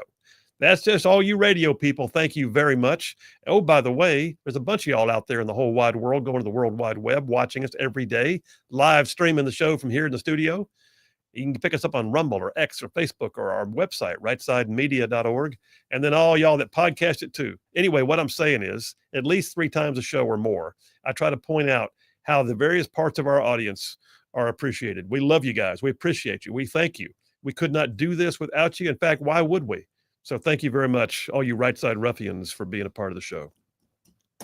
Speaking of which, Right Side Ruffians, if you want a Right Side Ruffian shirt, let me just point out something. I've said it earlier, but Butters has now set us up a promo code because next week's 4th of July, promo code Liberty. If you go to our rightsidemedia.org website, rightsidemedia.org, go to the shop tab. They got hats, T-shirts, we got coffee mugs, we got stickers, and oh, by the way, we got our custom-made Ben shot glasses that have the embedded .308 round and the engraved emblem of Right Side Media bulletproof influence. So check it all out. The Liberty is the promo code. While you're checking out, use the promo code Liberty, 10% off everything. Bam, just like that. And then Butter started freelancing, told me after the fact, goes, hey, I set up another code. What'd you do? He said, basically, if you buy a T-shirt, it gives you a bigger discount off of our custom engraved cork bottom coffee mugs. So yeah, you can get all Butters is like just giving stuff away at this point. Well, we had Cody on the YouTube, by the way, says he got a hat and a sticker there from you the go. shop. So thank you, Cody. Cody, thank you, man. Appreciate you. Tom from Decatur saying, still no one will be held accountable by going to a meaningless House hearing. It's nothing more than a red meat show for the conservatives of the party. Trump was charged and convicted of illegal campaign donations for writing hush money checks. Hearings aren't indictments and convictions. Wow, Tom, settle down, bud. Settle down. And no, that's not the way it works, because what happens is after the House hearings, they can do what's called referring to the DOJ. If the matter is then referred to the DOJ, it can, oh, by the way, don't forget, there's also, remember this, they used this one, the liberals did, lying to Congress is a big deal. So yeah, I do believe this is important. Plus, I get it. I get these hearings. They're not as big a deal. What I'm talking about right now with Act Blue are closed door depositions under oath. That's called admissible evidence at that point. So Tom, you're wrong. All right, let me jump on this next one I got here. So in case you had not heard, there was a thing called Doge. Doge still exists, by the way. Doge is going through some changes. Elon Musk ran through his 130 days of allowable time to work with Doge, but he got it started and it found out all kinds of things. And by the way, don't think for a second that Doge wasn't effective, because if you remember, USAID is gone. USAID, if nothing else happened, if they don't codify any other changes, but USAID stays gone, we just saved billions of dollars to the U.S. taxpayer. They curtailed it. They canceled contracts. They canceled grants, and they folded what little bit was left into the State Department and said, you know what, we'll take it from here. USAID was the biggest scam pot full of money I've ever heard of. It was gross. By the way, you were talking about Act Blue. Yeah. Is it a coincidence that the Democratic Party is going bankrupt after USAID is gone as well? JP, what, pray tell, are you saying? I'm just asking questions. Sorry, just asking questions. Just inquiring minds want to know. Is Yeah. that it? Mhm. I can't. Could that be I don't know, JP. I don't believe in coincidences. I don't either. All right, but yeah, USAID. Just so you know, USAID is facing major scandals. In fact, story broken on Fox News last night. Small Business Administration is ordering a full audit of all government contracting officers who have exercised any grant awarding authority SBA Administrator Kelly Loeffler said, "We have just discovered a damning reflection of systemic failures in oversight and accountability related to USAID fraud extending through the Small Business Administration." She said it comes after the agency was tasked with administering civilian foreign aid was essentially dismantled by the DOJ waste, fraud, and abuse cuts. And here's the deal. One of the things they discovered was, yes, indeed, there was criminal activity, not just like gross grants paying for $20 million for LGBTQ, books in El Salvador and Sesame Street in Baghdad. No, not just that kind of stuff. There was actually waste, fraud, and abuse and criminal activity. A guy named Roderick Watson was an influential contracting officer at USAID. He just pled guilty. 57-year-old Roderick Watson just pled guilty to bribery of a public official for taking long-term bribes from major grant recipients and contract recipients through USAID. So that's just happened. Can I have, what sound effect would you prefer on this, JP? We just announced that we've got one of them who just admitted that he'd done these things. Which one do you want? Take it. Is it working? I was going to hit the Fuera one, but I forgot I have to replace that. So. We got to have a Fuera back. That'll work. It says that Watson regularly was funneled bribes, including cash, laptops, thousands of dollars in tickets to an NBA game, a country club wedding, down payments on 2 residential mortgages, cell phones, and jobs for his relatives. All in return for funneling $800 million worth of contracts to the bribers. Listen, that's a mess, but he just pled guilty. So I suspect he's going away for a while. How about this one? Let's talk about the auto pen for a moment, shall we? First of all, auto pens are not illegal, but an auto pen should be tightly controlled. Was there anything tightly controlled in the Biden administration? Anything? Maybe his nap time. Maybe the recipe for the pudding. I don't know. But the fact is, it seems as though there was nothing that was tightly controlled at the Biden White House, least of all the auto pen. What we know now is that there are hardly any documents that were signed in an official capacity by Joe Biden's hand. The auto pen seemed to do the vast majority of it. The question is going to be, did he really authorize the use of it? Because it's one thing, and I mean, I've done this. My secretary, I'm walking out the door, and she says, "Did you sign that letter to so-and-so?" And I'll say, "Go ahead and use my stamp." That's me saying, auto pen that. That happens occasionally, and that's okay. It's common in today's world to issue a power of attorney to someone to sign on your behalf for special documents or, picking up your taxes or doing what's necessary. I get it. I can't tell you how many times those kind of things happen. And as an attorney, I've helped set them up, and I've also helped abide by them. But running the free world by auto pen is not the way it's supposed to work, because the people elected that person, Joe Biden, apparently, allegedly. Joe Biden was the name on the ticket. Joe Biden is the one who held the office. Joe Biden held the authority, the mantle, the fiduciary and otherwise obligations, the duties of the presidency. He was the commander in chief. He's the one in whom power was vested. He's the one who had the authority to actually grant a pardon. And yet other people were using the auto pen. One of those people was Neera Tanden. Neera Tanden was one of Biden's senior advisors. Neera Tanden was just called in to provide testimony. So Washington Examiner has a piece, and so does the Populous Times. Which one do I want here? The Populous Times. I'll take that one second. So Washington Examiner reports that a top former aide to former President Joe Biden testified behind closed doors Tuesday for more than 4 hours on the House Oversight Committee's investigation into his mental fitness to serve and his White House's use of an auto pen, confirming, here we go, that she was authorized to use the automatic signature device while pushing back on concerns about alleged manipulation or malfeasance.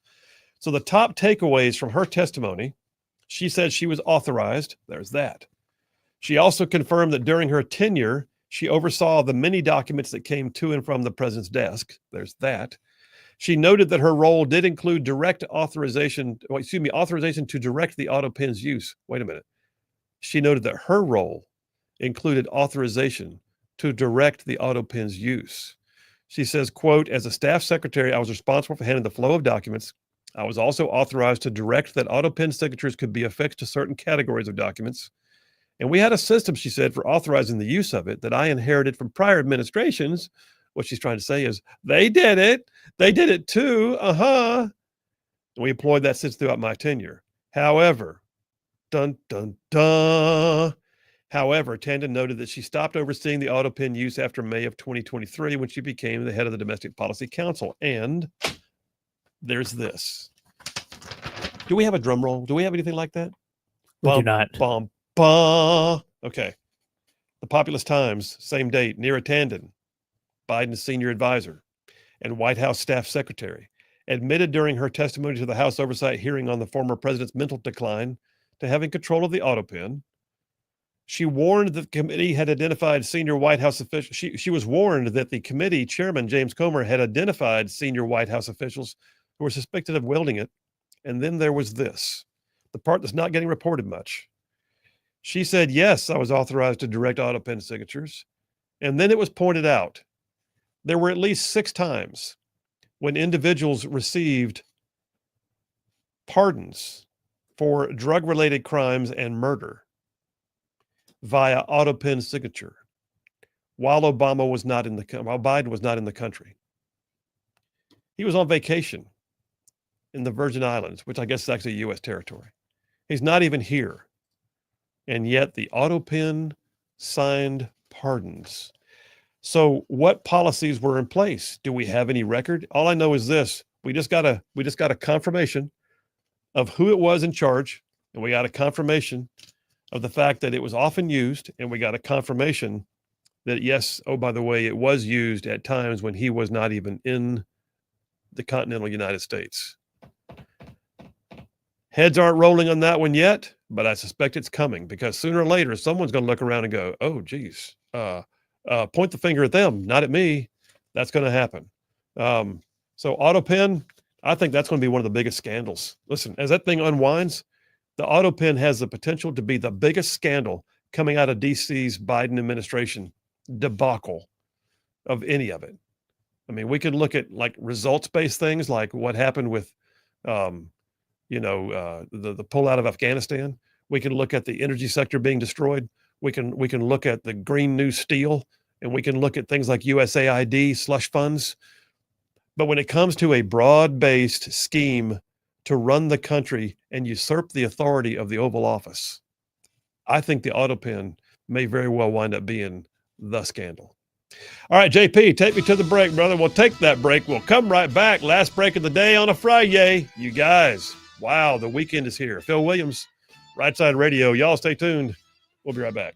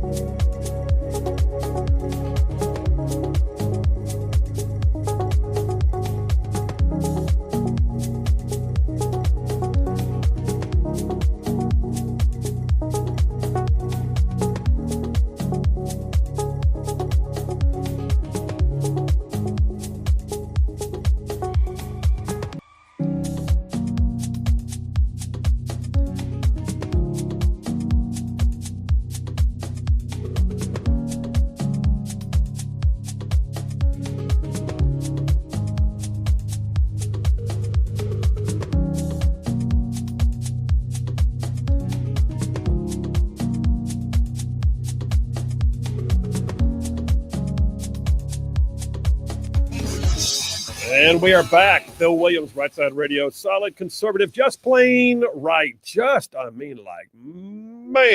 making common sense like a superpower. Hey, some of y'all are already checking out the online store at the rightsidemedia.org website. Thank you very much. We did burn through some merch and we had to order some new stuff, but we did get that brand new batch of those Ben Shot glasses, the custom made Ben Shot bulletproof influence right side media glasses. Check those out. They're very cool. Everything's got a 10% discount code.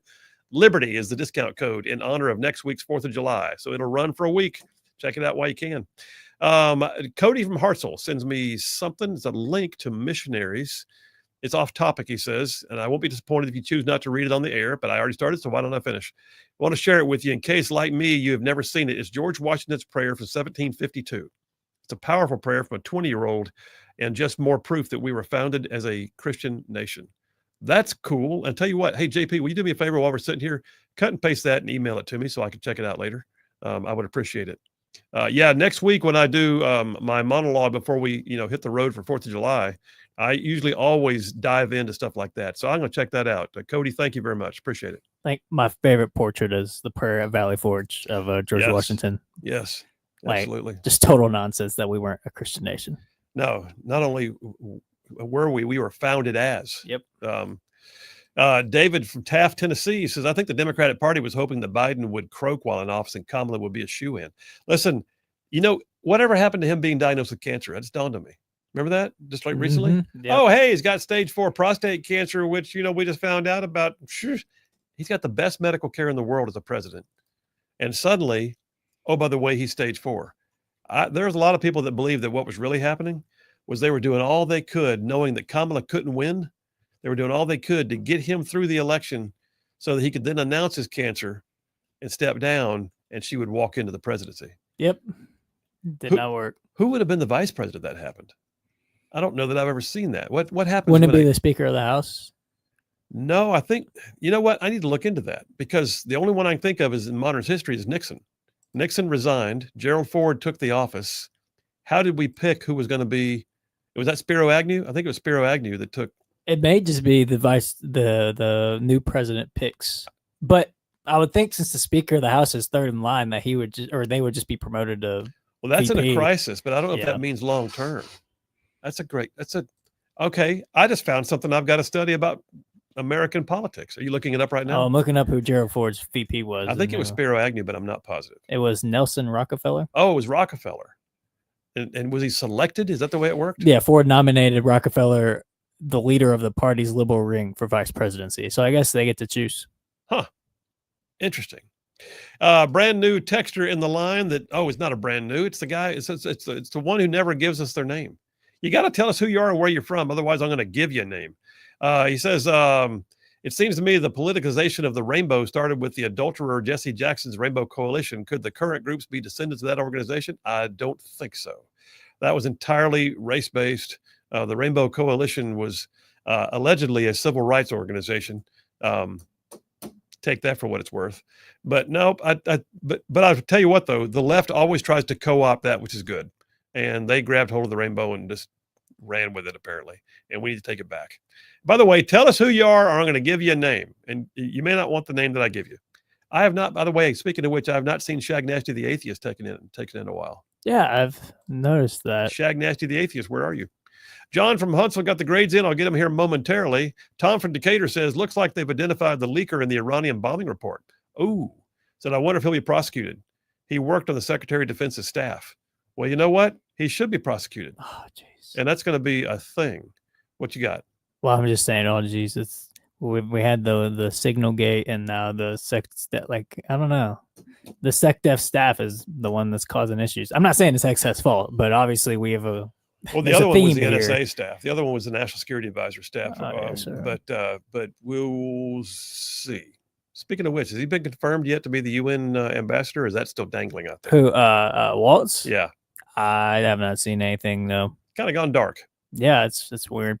John from Huntsville has the grades in. He says, JP, this definitely wasn't your best performance, but you still get an A+ or A-. Interesting. I take issue with that. I felt like that was a really good JP on sports. Apparently I didn't win John over. And it says, but it's for your overall okay performance. Okay, this is very subjective. Anyway, he says, however, the magnificent Phil Williams is obviously today's winner with a perfect A triple plus. Congratulations. By the way, JP, are you going to Paris to find your true love? LOL. No, I'm not. But I mean, anything can happen, I guess, in Paris. All right, listen, my friend, blessings on you and the family. Thank you. You know you are much loved and appreciated. Go there, have a great time. Cause no international incidents. Come back with lots of pictures and great memories. All right. All right. And international incidents. No international incidents. That's bad. We don't want to read about you in the papers. Yeah, no. Just go over there, do the tourist thing, have a great time, come back full of memories and stories. All right. Will do. Thanks. All right, you guys, listen. We say it all the time, but it's true. There are more of us than there are of them, and God is still on his throne. Y'all stay in the fight. We'll see you Monday.